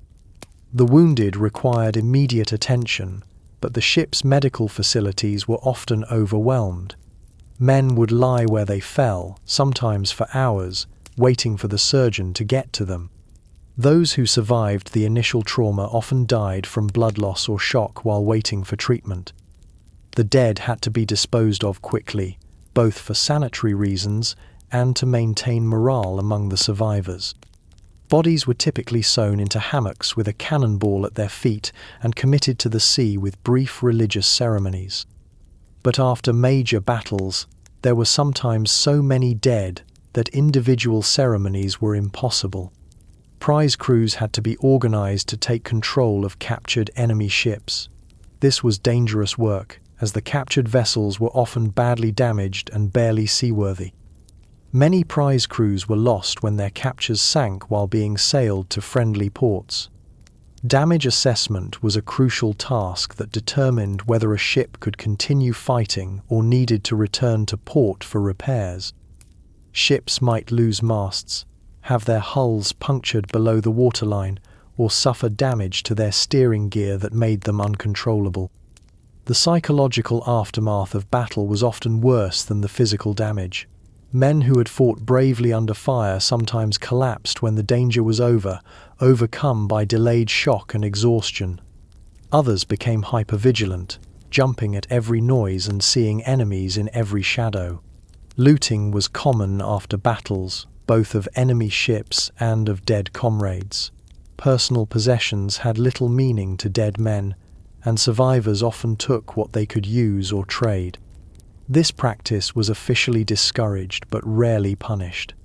Letters home had to be written to inform families of losses, but these messages often took months to arrive. Many families learned of their loved ones' deaths from newspapers or rumor long before official notification reached them. The cleanup after battle could take days or even weeks. Blood had to be scrubbed from decks, damaged equipment had to be repaired or replaced, and holes in the hull had to be patched. Ships might sail for months with temporary repairs that made them dangerous in heavy weather. Some battles ended with both sides too damaged to continue fighting. Ships would limp away from each other, each claiming victory while their crews struggled to keep their vessels afloat. These inconclusive actions were often the most frustrating for the men who fought them. Victory celebrations were usually muted affairs. Even the winning side had typically suffered heavy casualties, and there was little to celebrate about the death and destruction that surrounded them. Men were more likely to drink to forget than to celebrate their triumph. The administrative aftermath of battle was complex and time-consuming. Prize courts had to be convened to determine the value of captured ships and cargo. Claims for prize money had to be filed and processed, often taking years to resolve. Medical care for the wounded continued for weeks or months after battle. Many men who survived their initial injuries died later from infection or complications. Those who lived were often disabled and faced uncertain futures in an age with no social safety net. The memory of battle stayed with survivors for the rest of their lives. Many developed what we would now recognize as post-traumatic stress disorder, but there was no understanding or treatment for these psychological wounds. Men simply had to live with their memories and hope that time would dull the pain. The forgotten voices, common sailors' stories. While history books focus on famous admirals and great battles, the real story of 18th century naval warfare was written by common sailors whose names were never recorded and whose voices were rarely heard. These men, pressed from the streets or volunteering for steady pay, bore the brunt of the fighting and dying that characterized the age of sail. Take William Thompson, a name that appears briefly in the muster rolls of HMS Bellona. Pressed in Portsmouth in 1758, he served for 6 years without ever setting foot on shore. He survived the battles of Lagos and Quiberon Bay, lost 2 fingers to a splinter at the First Battle of Ushant, and died of fever off Jamaica in 1764. His family never learned what happened to him. Or consider James Murphy, an Irish labourer who volunteered for naval service to escape poverty. He learned to read and write aboard ship, became a gun captain, and was killed when a cannon exploded during the Battle of the Glorious 1st of June in 1794. His letters home, preserved by his sister, describe the daily misery of naval life in vivid detail. These men had no choice but to adapt to a world that was designed to break them. They developed their own culture, their own songs, their own ways of coping with the constant threat of death. They formed bonds with their shipmates that were stronger than family ties, knowing that these men were the only ones who understood what they had endured. The sailors' language was rich with technical terms and colourful expressions that reflected their unique environment. They had dozens of different knots, each with its own name and purpose. They could describe wind and weather conditions with a precision that landlubbers couldn't match. Their humour was dark and fatalistic, appropriate for men who lived with death as a constant companion. Superstitions played a major role in sailors' lives. They believed in omens and portents, in lucky and unlucky days, in the power of certain rituals to ward off disaster. These beliefs gave them some sense of control in a world where random death was commonplace. Gambling was a favourite pastime during the long periods between battles. Men would bet on anything: the weather, the contents of the next meal, which ship they would see first. These games provided entertainment and a way to forget their circumstances, even if only temporarily. Music was another important part of naval culture. Sailors sang while they worked, both to coordinate their efforts and to maintain morale. Some of these songs were traditional ballads that had been passed down for generations, while others were improvised to comment on current events or mock unpopular officers. Storytelling was an art form among sailors. Long watches gave men time to spin yarns about their adventures, both real and imagined. These stories served multiple purposes. They entertained, They preserved the history of the ship and its crew, and they allowed men to process their experiences in a safe way. The sailors' relationship with alcohol was complex. Rum was both a necessity to make foul water drinkable and an escape from the harsh realities of naval life. The daily tot of rum was one of the few reliable pleasures in a sailor's existence, and many men saved their rations to drink themselves into oblivion during rare shore leaves. Relationships between sailors were intense and complicated. The shared danger and isolation created bonds that were deeper than ordinary friendship, but they also led to conflicts that could turn violent. Men who had fought side by side against the enemy might come to blows over a perceived slight or a disputed game. The sailor's code of honor was strict but unwritten. You didn't abandon your shipmates in danger, you shared what little you had with those who had less, and you never betrayed the trust of your messmates. Violation of these rules could lead to ostracism or worse. Many sailors never learned to read or write, but they developed remarkable memories for navigation, weather patterns, and seamanship. An experienced sailor could tell you the name and characteristics of every rope in the rigging, the proper response to dozens of different emergency situations, and the sailing qualities of ships he had served on years earlier. The fear was always there, but sailors learned to live with it. They developed rituals and routines that helped them cope with the constant threat of death. Some men became fatalistic, accepting that they would probably die at sea. Others maintained desperate optimism, convinced that they would somehow survive to see home again. The price of empire. When we step back and look at 18th century naval warfare in its broader context, what we see is a system that consumed human lives on an industrial scale in pursuit of national wealth and power. The sailing ships and wooden cannons may seem quaint compared to modern weapons, but the human cost was every bit as devastating. The numbers are staggering. During the 7 Years' War alone, the Royal Navy lost over 130 men. Most of these deaths weren't from enemy action, but from disease, accidents, and the simple hazards of life at sea. For every man killed in battle, 10 died from other causes related to naval service. Other nations suffered similar losses. The French Navy lost entire generations of trained sailors during the Revolutionary and Napoleonic Wars. The Spanish armadas that had once ruled the seas were reduced to shadows of their former selves. Smaller naval powers like the Netherlands saw their fleets decimated by constant warfare and blockade. The economic cost was equally devastating. Nations bankrupted themselves building and maintaining fleets that were often destroyed in a single afternoon's fighting. The human resources required to man these fleets drained entire regions of their young men, leaving behind widows, orphans, and broken families. But perhaps the most tragic aspect of 18th century naval warfare was how little it ultimately accomplished. The great empires that these sailors died to defend eventually crumbled anyway. The trade routes they fought to protect were eventually superseded by new technologies and new economic systems. The colonial territories they helped to conquer eventually achieved independence. The men who suffered and died in these floating hells were fighting for causes they barely understood, in conflicts that were ultimately driven by the greed and ambition of people who would never risk their own lives in battle. They were pawns in a game where the stakes were measured in gold and territory, but the costs were paid in blood and suffering. Yet these forgotten sailors did achieve something, even if it wasn't what their commanders intended. They proved that ordinary people could endure extraordinary hardship and still maintain their humanity.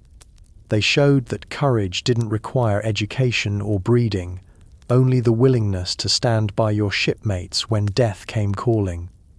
Their legacy lives on in the naval traditions that survived them.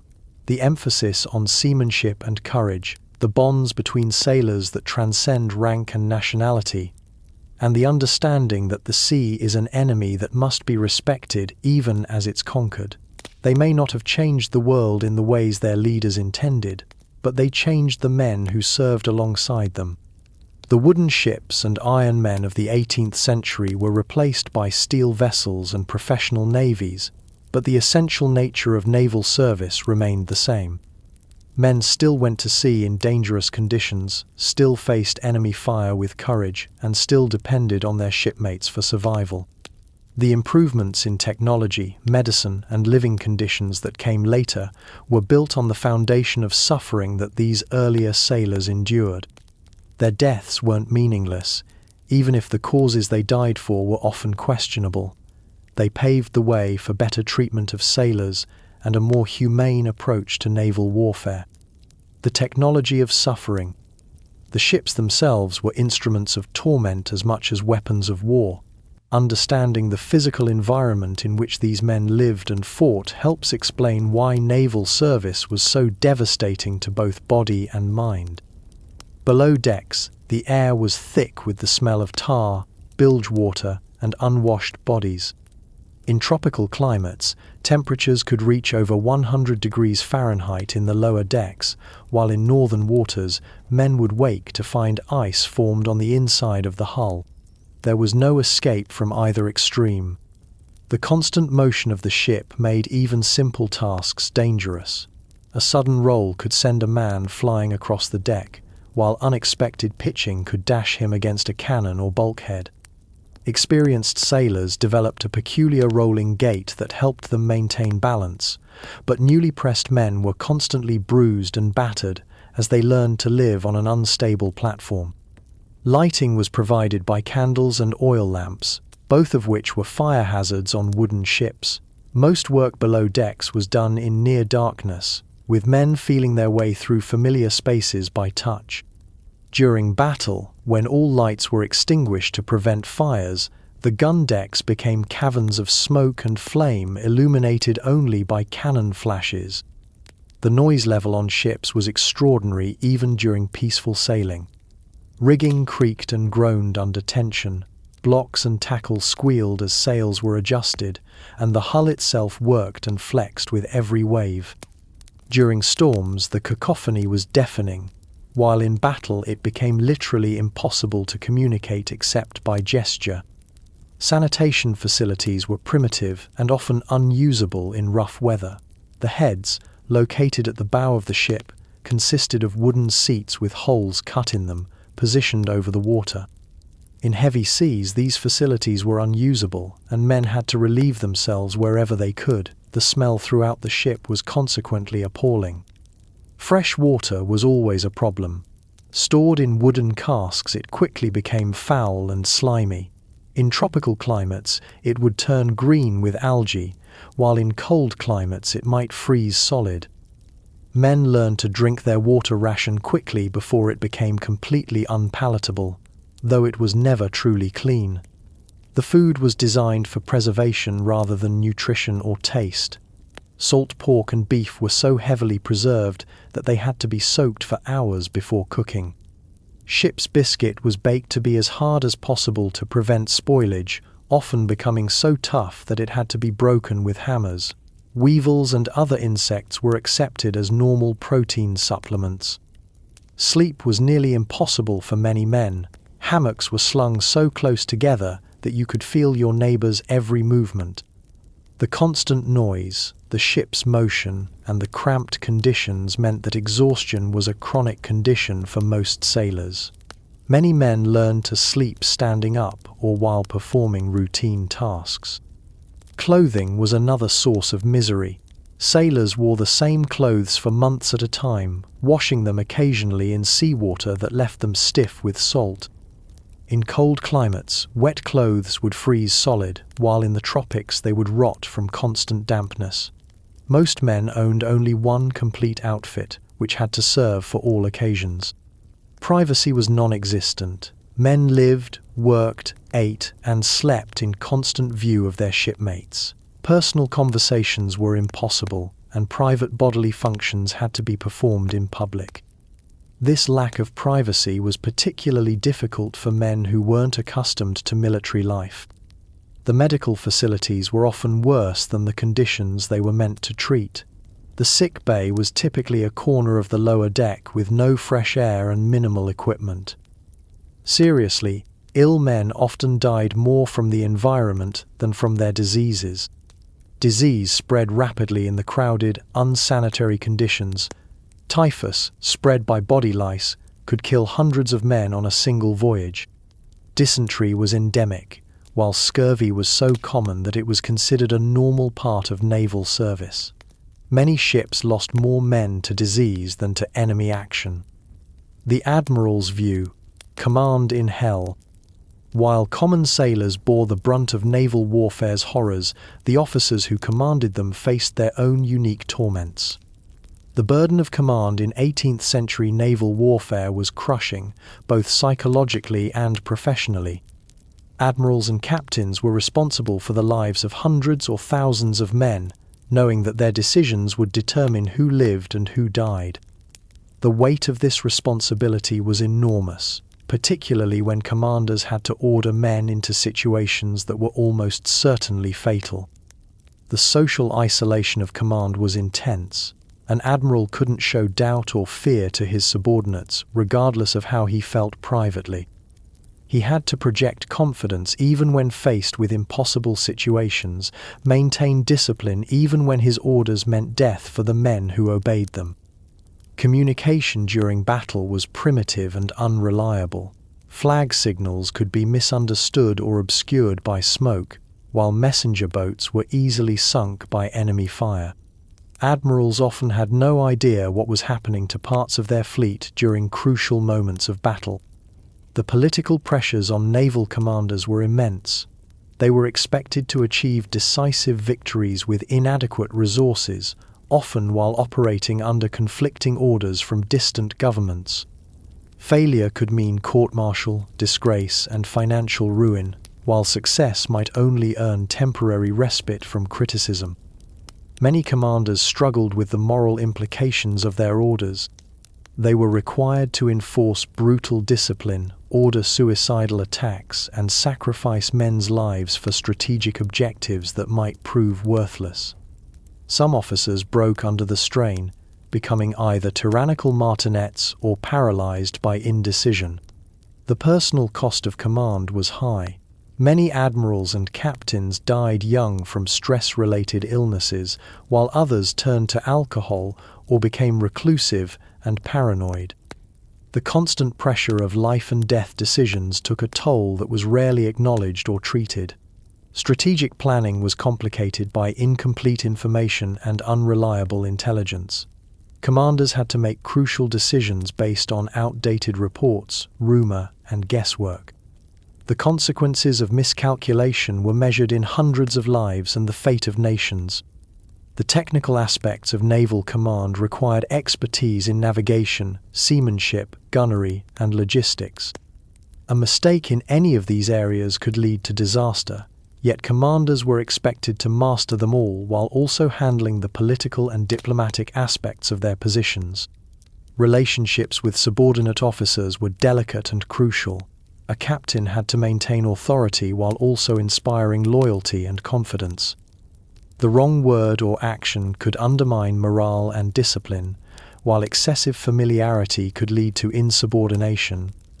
The burden of writing letters to families of dead sailors was particularly painful for many commanders. These letters, often the only notification families received, had to be crafted carefully to provide some comfort while not revealing the full horror of their loved ones' deaths.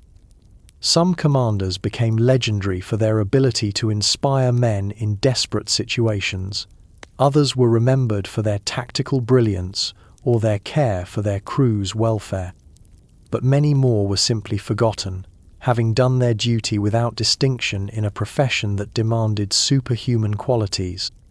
The health problems faced by officers were often worse than those of common sailors. The stress of command manifested in stomach ailments, heart problems, and mental breakdown. Many officers aged rapidly, becoming old men while still in their 30s or 40s. The eternal cycle, from glory to graveyard. Perhaps the most heartbreaking aspect of 18th century naval warfare was its cyclical nature. Ships that survived one battle would be repaired, recrewed, and sent out to face the same horrors again and again until they were finally sunk, burned, or broken up as unseaworthy. A ship like HMS Victory, which served for over 40 years and fought in dozens of battles, was home to thousands of sailors during her career. Most of these men never lived to see her final victory at Trafalgar. They died in forgotten skirmishes, succumbed to disease during long blockades, or were killed in the countless small actions that never made it into the history books. The ships themselves became repositories of memory and trauma. Decks that had been stained with blood were scrubbed clean and painted over, but the memories remained. New sailors would sleep in hammocks where dead men had once slept, work guns that had killed their predecessors, and walk decks where ghosts seemed to whisper in the wind. Veterans who survived multiple battles often became superstitious about their ships, believing that certain vessels were lucky or cursed. Some ships seemed to emerge from every battle relatively unscathed, while others suffered heavy casualties in even minor engagements. Whether this was due to the skill of their crews, the competence of their officers, or simple chance was debatable. The constant turnover of personnel meant that ships were perpetually training new men while mourning the loss of experienced sailors. A gun crew that had worked together for years might be scattered by a single cannonball, requiring the survivors to train replacements while coping with their own grief and trauma. Some sailors served on the same ship for their entire careers, watching successive generations of shipmates come and go. These men became living repositories of the ship's history, able to tell stories of battles fought decades earlier and comrades long dead. The maintenance of ships between battles was a constant struggle. Battle damage had to be repaired, often with improvised materials and techniques. Hulls were patched with whatever wood was available, rigging was spliced and respliced until it resembled a spider's web, and guns were jury-rigged to function despite missing parts. Refitting a ship after major battle damage was often more difficult than building a new vessel. The shipwrights who did this work were skilled craftsmen who could rebuild a ship around its surviving framework, but the process could take months or even years. Some ships were so badly damaged that they were considered constructive total losses even though they were technically still afloat. These hulks might be converted to prison ships, hospital ships, or storage vessels, continuing to serve the Navy in diminished roles until they finally rotted away. The psychological effect of serving on a ship with a history of heavy casualties was significant. New sailors would hear stories of previous battles and wonder if they were destined to join the ship's growing list of dead. Some vessels developed reputations as death ships that made it difficult to recruit crews. The final accounting. As we reach the end of our journey through the horrors of 18th century naval warfare, it's worth considering what it all meant and whether any of the suffering was justified by the results achieved. The human cost was staggering by any measure. Hundreds of thousands of men died in naval conflicts during the 18th century, most of them in their teens or 20s. Millions more were wounded, disabled, or psychologically scarred by their experiences. Entire communities were depleted of their young men, creating social and economic disruptions that lasted for generations. The economic cost was equally enormous. Nations spent vast fortunes building and maintaining fleets that were often destroyed in single battles. The resources devoted to naval warfare could have built cities, educated populations, or improved living conditions for millions of people. Yet naval warfare did shape the world in fundamental ways. The nation that controlled the seas controlled global trade, and global trade determined which societies prospered and which stagnated. The British Empire's dominance of the oceans led to the spread of industrial technology, democratic institutions, and the English language around the world. The scientific and technological advances driven by naval competition had benefits far beyond military applications. Improvements in navigation, metallurgy, medicine, and engineering found civilian uses that improved life for everyone. The intense competition between naval powers accelerated human progress in ways that might not have occurred otherwise. The social changes brought about by naval warfare were also significant. The need for large numbers of trained sailors broke down traditional class barriers and created new opportunities for social mobility. Men who started as pressed landsmen could rise to become officers, while the shared dangers of naval service created bonds that transcended social distinctions. The development of professional naval organizations laid the groundwork for modern military institutions. The emphasis on training, discipline, and technical competence that characterized 18th century navies influenced military thinking for centuries to come. But perhaps the most important legacy of 18th century naval warfare was the proof it provided of human resilience and adaptability. Men subjected to conditions that should have broken them instead found ways to endure, to maintain their humanity, and to care for their shipmates even in the face of certain death. The sailors who fought these battles weren't heroes in the conventional sense. They were ordinary people caught up in extraordinary circumstances, doing their best to survive while maintaining some sense of honor and purpose. Their courage wasn't the flashy heroism of adventure stories, but the quiet determination to keep going when everything seemed hopeless. Their legacy reminds us that even in the darkest chapters of human history, there are always individuals who choose compassion over cruelty, duty over self-preservation, and loyalty over personal safety. These men may have been products of their brutal age, but they were also proof that humanity can survive even the most inhumane conditions. In the end, the real story of 18th century naval warfare isn't about ships or battles or grand strategies. It's about the men who endured unimaginable hardships and somehow maintained their humanity in the process. They deserve to be remembered not just as casualties of history, but as examples of the human spirit's ability to endure and overcome. So the next time you see a tall ship or visit a naval museum, remember the men who once sailed those vessels and fought those battles. Remember that behind every polished cannon and pristine deck were real people who suffered and died in ways that we can barely imagine. Remember that the price of the world we inherited was paid in blood by men whose names we'll never know but whose courage we should never forget. The wooden ships have long since rotted away. The iron men have returned to dust, but their story remains. It's a story of horror and heroism, of suffering and survival, of ordinary people doing extraordinary things in the face of overwhelming odds. It's a story that reminds us that even in humanity's darkest moments, there are always those who choose to stand up, fight back, and refuse to surrender their dignity. And perhaps that's the most important lesson we can learn from the deadly reality of 18th century naval battles, that courage isn't the absence of fear, but the decision to do what's right despite being terrified. These men were afraid, they were suffering, and they knew they would probably die. But they kept fighting anyway, not for glory or conquest, but for each other. That's a legacy worth remembering, even if we hope never to need it ourselves. The slave ships, naval warfare's dark secret.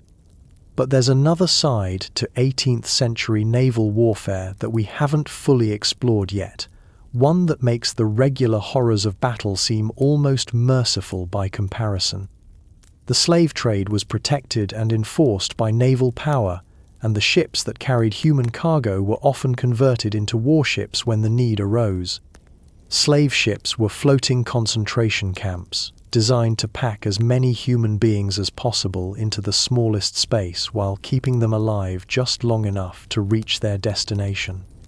A typical slaver might carry 400 to 600 enslaved Africans in a space smaller than a tennis court, chained together in rows with barely enough room to lie down. The conditions on these ships were beyond description. Men, women, and children were shackled together in the dark, airless hold, lying in their own waste for weeks at a time. Disease spread rapidly through the crowded space, while the constant motion of the ship made seasickness universal. many captives died during the crossing, their bodies thrown overboard like cargo that had spoiled. When naval warfare broke out, these slave ships were often pressed into service as auxiliary warships. Their crews were already accustomed to violence and brutality, making them effective fighters despite their ship's limitations. The same men who had forced Africans into chains would operate cannons against enemy vessels with equal ruthlessness. The irony was that many of the sailors who fought to protect the slave trade were themselves victims of impressment, forced into service against their will. They might spend years fighting to defend a system of slavery while being enslaved themselves to the Royal Navy.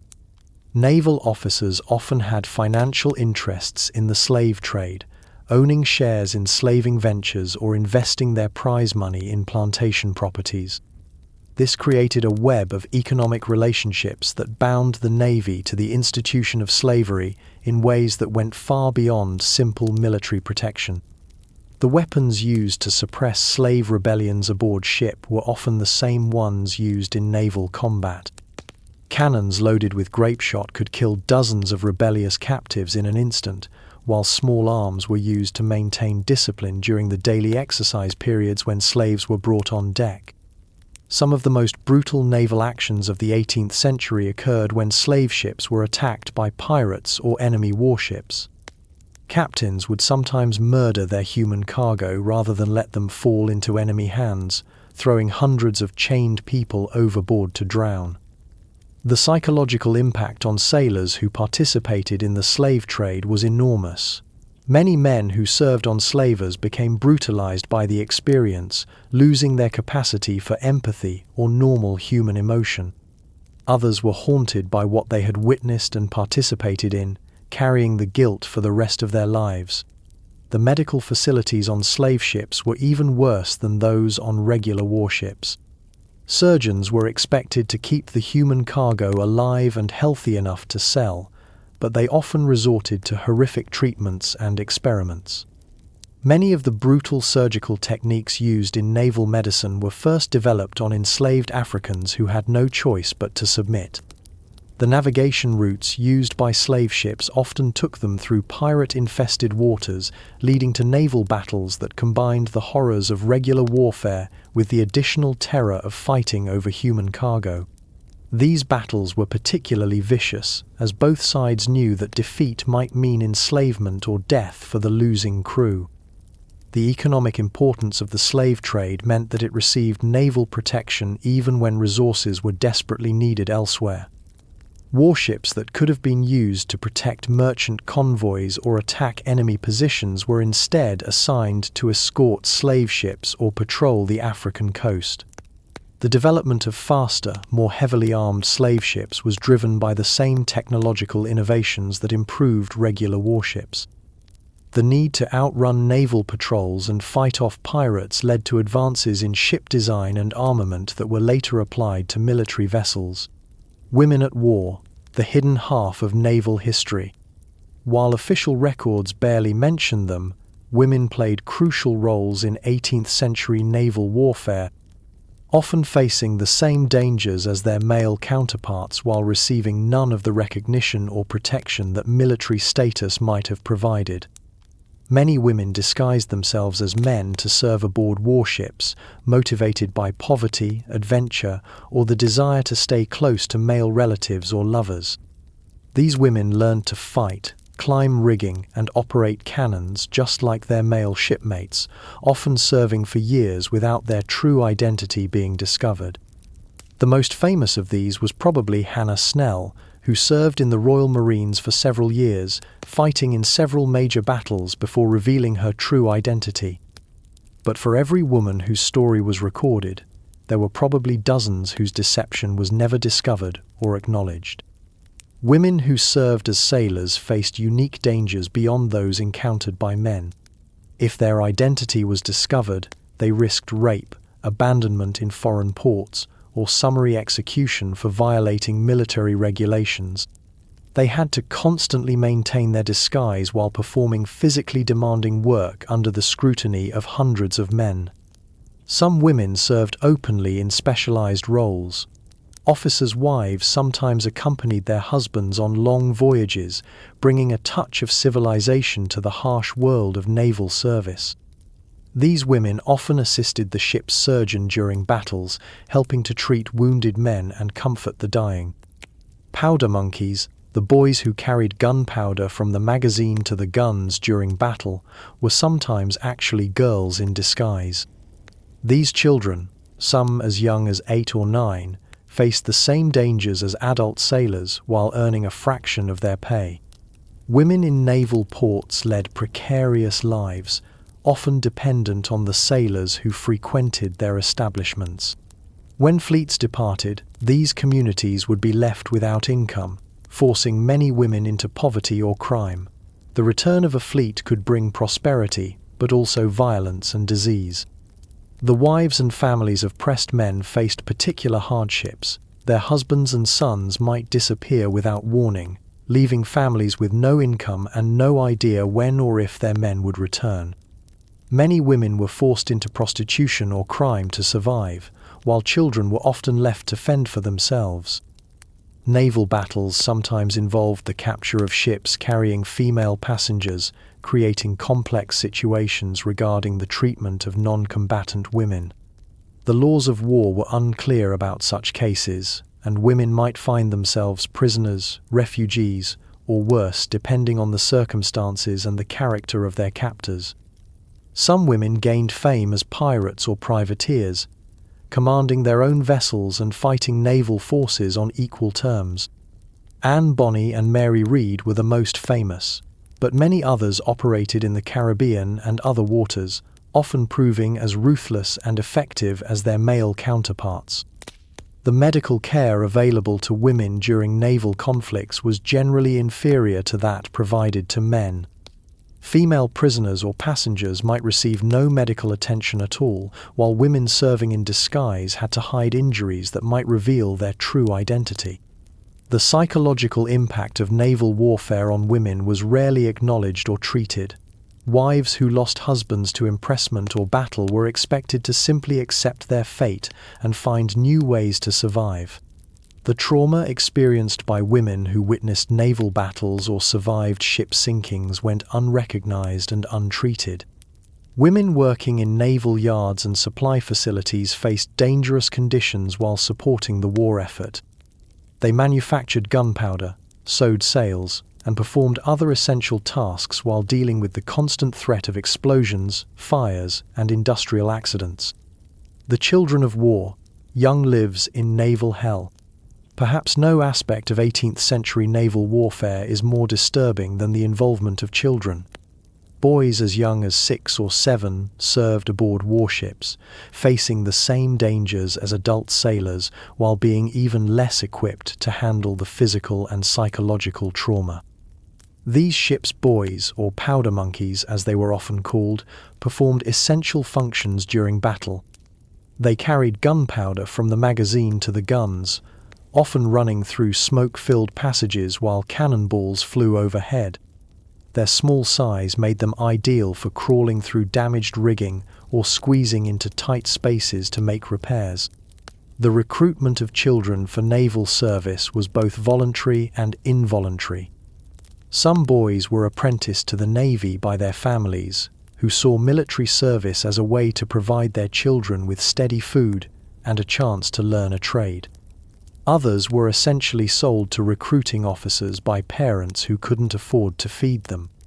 Many children were orphans or runaways who saw naval service as preferable to life on the streets.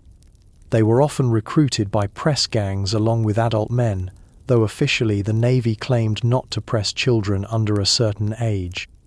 In practice, any boy who looked strong enough to be useful might find himself aboard a warship. The life of a ship's boy was brutally hard. They were at the bottom of the naval hierarchy, subject to beatings and abuse from virtually everyone else aboard. They received smaller rations than adult sailors and were often given the most dangerous and unpleasant tasks. During battle, children faced the same risks as adult combatants. They were just as likely to be killed by cannonballs or splinters, and their small size actually made some injuries more likely.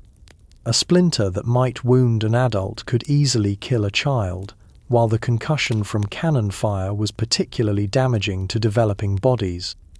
The psychological trauma experienced by children in naval warfare was often even more severe than that suffered by adults.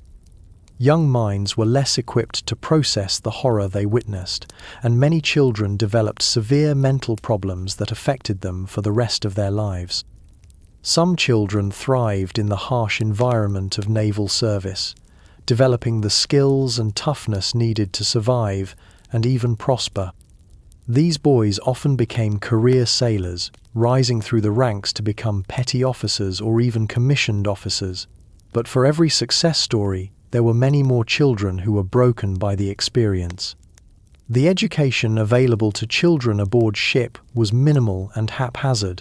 Some officers made efforts to teach literacy and basic mathematics, but most children learned only what they needed to perform their duties. Many remained illiterate throughout their lives, limiting their opportunities for advancement. The medical care provided to sick or injured children was generally inferior to that given to adults. Ship's surgeons often viewed children as less valuable than experienced sailors and might give priority to treating adults even when children's injuries were more severe. Child mortality rates in naval service were staggering. Disease, accidents, and enemy action claimed the lives of thousands of children every year. Many died far from home, their bodies committed to the sea without ceremony or record. Their families often never learned what had happened to them. The sexual abuse of children aboard ship was common but rarely documented or punished.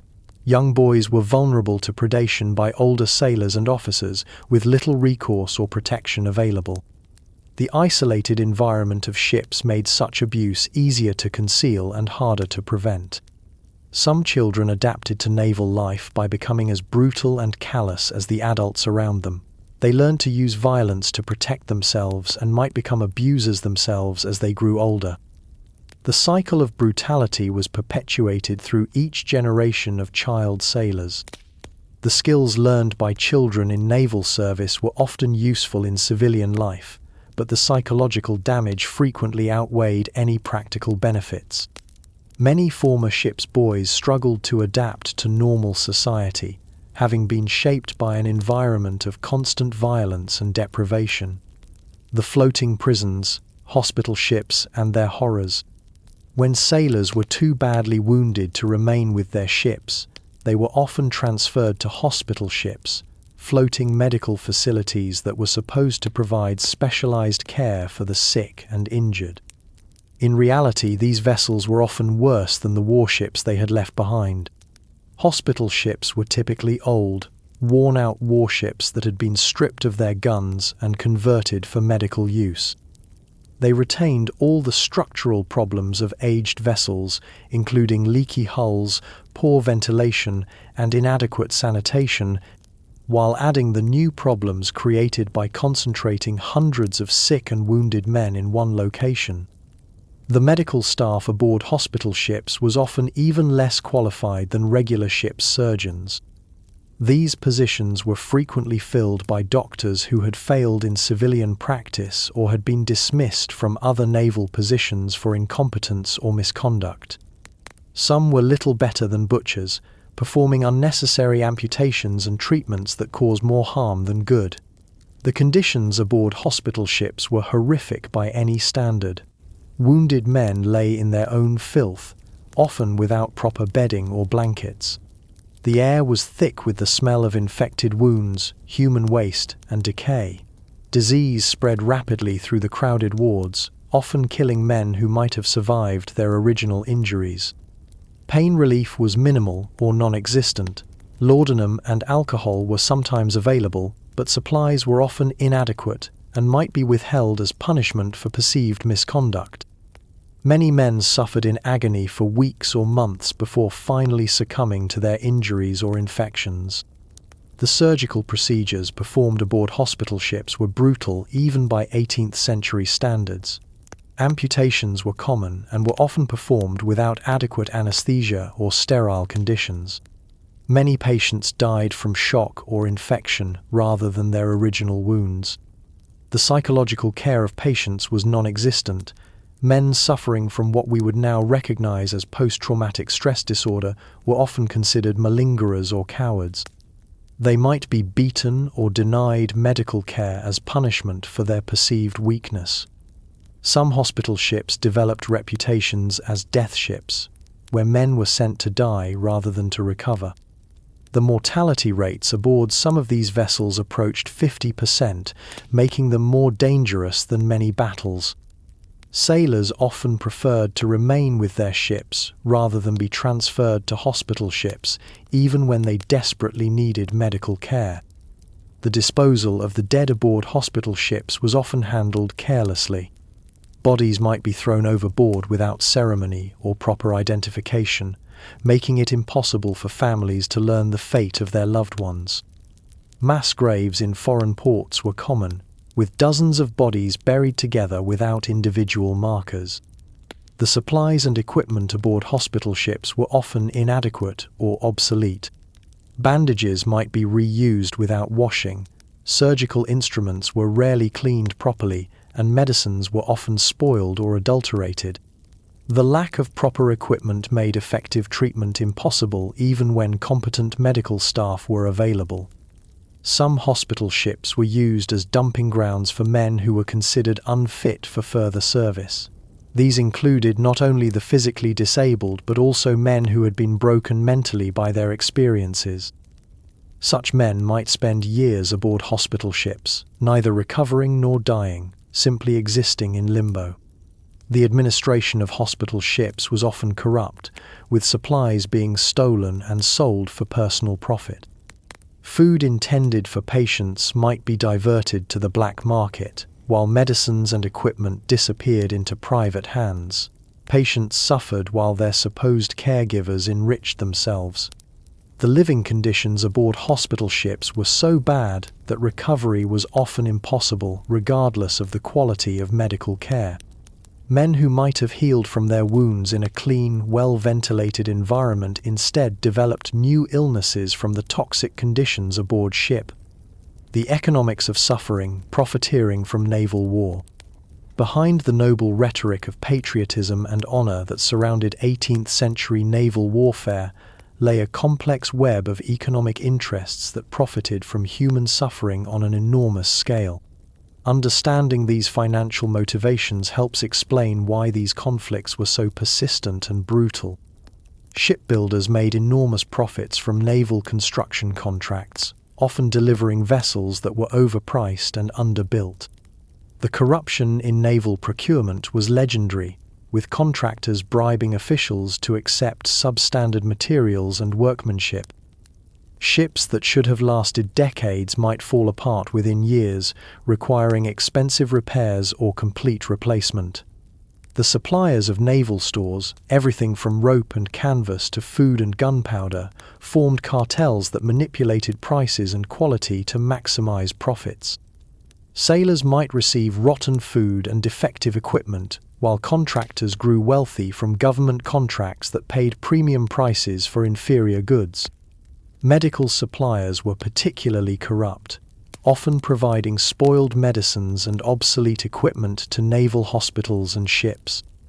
The suffering of sick and wounded sailors was literally profitable, as the longer men remained ill, the more medical supplies could be sold to treat them.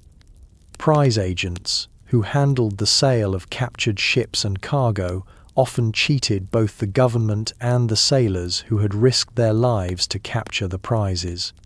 Complex accounting practices allowed these agents to skim large percentages of prize money, while claiming that legal fees and expenses consumed most of the proceeds. Insurance companies made fortunes by charging high premiums for coverage of naval vessels and cargoes. These companies often had inside information about planned operations, allowing them to adjust their rates and coverage to maximize profits while minimizing risks. Recruiting agents and crimps who supplied men to the Navy received bounties for each sailor they provided. creating incentives to deliver as many bodies as possible regardless of their fitness for service. These agents often recruited the dregs of society, men who were more likely to desert, become ill, or cause problems aboard ship. Contractors who supplied replacement sailors to ships in foreign ports often engaged in what amounted to human trafficking, selling men who had been kidnapped or coerced into service. The demand for replacement crew was so high that few questions were asked about how recruits had been obtained. The owners of privateering vessels made enormous profits while avoiding most of the risks of naval warfare. They could outfit relatively small, fast ships and attack enemy commerce while leaving the major fleet actions to regular naval forces. Successful privateers often became wealthy while naval sailors remained in poverty. Suppliers of military equipment often sold the same weapons to multiple sides in conflicts, profiting from the demand created by warfare while remaining neutral about its outcome. Arms dealers had no incentive to see conflicts end quickly, as prolonged wars meant continued demand for their products. The corruption extended to the highest levels of naval administration. Admiralty officials often had financial interests in companies that supplied the Navy, creating obvious conflicts of interest. Contracts might be awarded based on personal relationships rather than merit, while oversight of spending was minimal or non-existent. Some naval officers supplemented their income by engaging in private trade, using naval vessels and resources for personal profit. This practice diverted ships and men from military duties while enriching officers at the expense of their crews and their nations. The prize money system, while providing some compensation for naval service, was structured to benefit officers far more than common sailors. A captain might receive hundreds of times more prize money than the men who actually captured enemy vessels, creating vast inequalities within naval service. The global battlefield, naval war across the world's oceans. 18th century naval warfare was truly global in scope, with battles fought in every ocean and sea. The experiences of sailors varied dramatically depending on where they served, but the constant was suffering adapted to local conditions. In the Caribbean, naval warfare took on a particularly brutal character due to the tropical climate and the presence of disease. Yellow fever and malaria killed more sailors than enemy action, while the heat and humidity made life aboard ship almost unbearable. Ships' hulls would rot rapidly in the warm water, while iron fittings corroded at an alarming rate. The Mediterranean saw constant conflict between Christian and Muslim naval forces, with religious animosity adding another layer of brutality to already savage warfare. Prisoners might face slavery rather than exchange, while the confined waters made naval battles particularly intense and destructive. In the Indian Ocean, monsoons and typhoons added natural dangers to the human-made ones of warfare. Ships caught in these storms faced winds and waves that could destroy even the largest vessels, while the isolation of many naval stations meant that help was often thousands of miles away. The North Atlantic was perhaps the most challenging theatre for naval operations. The cold, rough seas and frequent storms made sailing dangerous even in peacetime, while winter operations were often impossible. Ships' rigging would ice up, making it impossible to handle sails, while men working on deck faced the constant threat of being washed overboard by enormous waves. The Pacific Ocean was still largely unknown to European navies during most of the 18th century, but the few operations conducted there faced unique challenges. The vast distances between islands and continents meant that ships might sail for months without seeing land, while the lack of established bases made resupply and repair difficult or impossible. Arctic operations, though rare, were among the most dangerous. Ships could become trapped in ice for months, while the cold was so severe that exposed skin would freeze in minutes. The psychological effects of months of darkness were severe, with many men developing what we would now recognize as seasonal affective disorder. In tropical waters, ships faced the additional danger of being attacked by marine life. Sharks were a constant threat to men who fell overboard, while some areas were home to sea snakes and other venomous creatures. The warm water also encouraged the growth of marine organisms that could foul ships' hulls and slow their progress. The isolation of many naval stations meant that ships might be cut off from supplies and reinforcements for months or even years. Commanders had to make crucial decisions without current intelligence or orders, while crews had to improvise solutions to problems using only what materials were locally available. Different oceans required different sailing techniques and equipment. Ships designed for European waters might be unsuitable for tropical service, while vessels built for warm climates could become death traps in cold seas. The lack of standardization meant that sailors might find themselves aboard ships they didn't understand, using equipment they'd never seen before.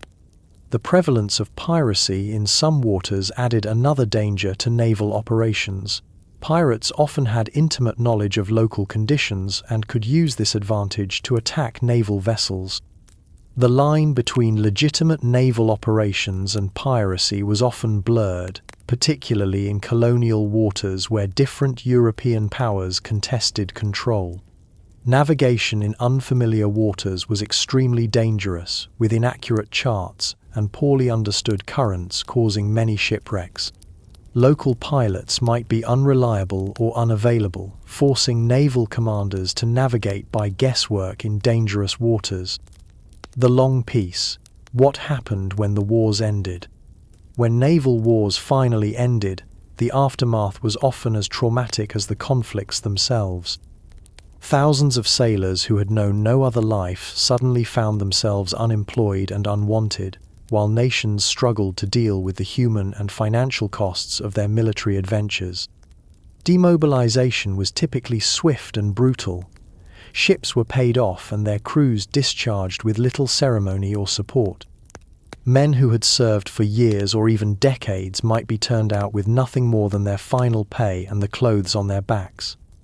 There were no veterans' benefits, no job training programs, and no recognition of the sacrifices they had made.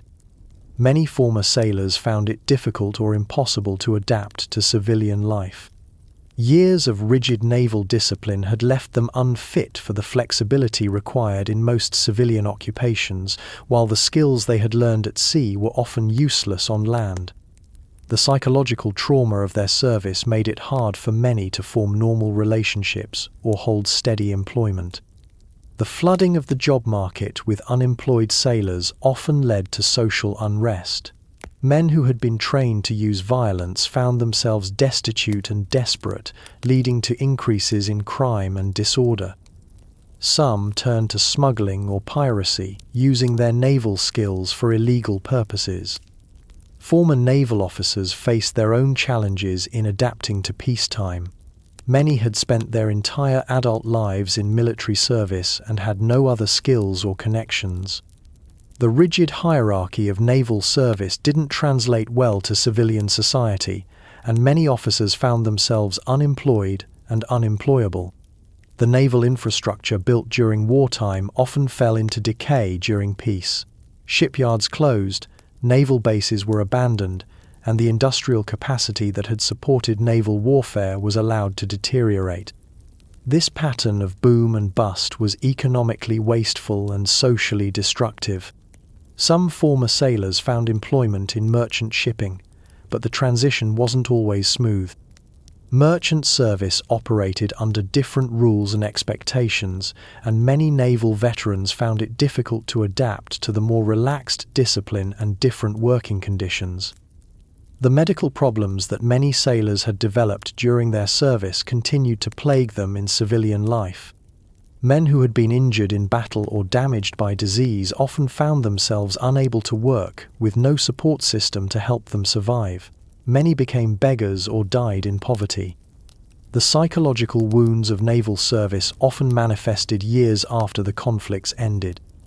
Former sailors might suffer from what we would now recognize as PTSD, experiencing nightmares, depression, and violent outbursts. Without understanding or treatment for these conditions, many men simply self-medicated with alcohol. Some communities tried to support their returning sailors, but the resources available were often inadequate to meet the need. Charitable organizations might provide temporary relief, but long-term support was rare. Many men who had served their countries faithfully found themselves abandoned when they were no longer useful. The experience of naval warfare often left men with a deep cynicism about authority and society. They had seen how readily their lives were sacrificed for political and economic goals, and this knowledge made it difficult for them to trust civilian institutions or leaders. That concludes our journey through the deadly reality of 18th century naval battles. The scale of human suffering involved in these conflicts was staggering, yet the men who endured them somehow found ways to maintain their humanity in the face of unimaginable horror. Their stories remind us that courage and compassion can survive even in history's darkest chapters, and that the price of the world we inherited was paid by people whose names we'll never know, but whose sacrifices we should never forget.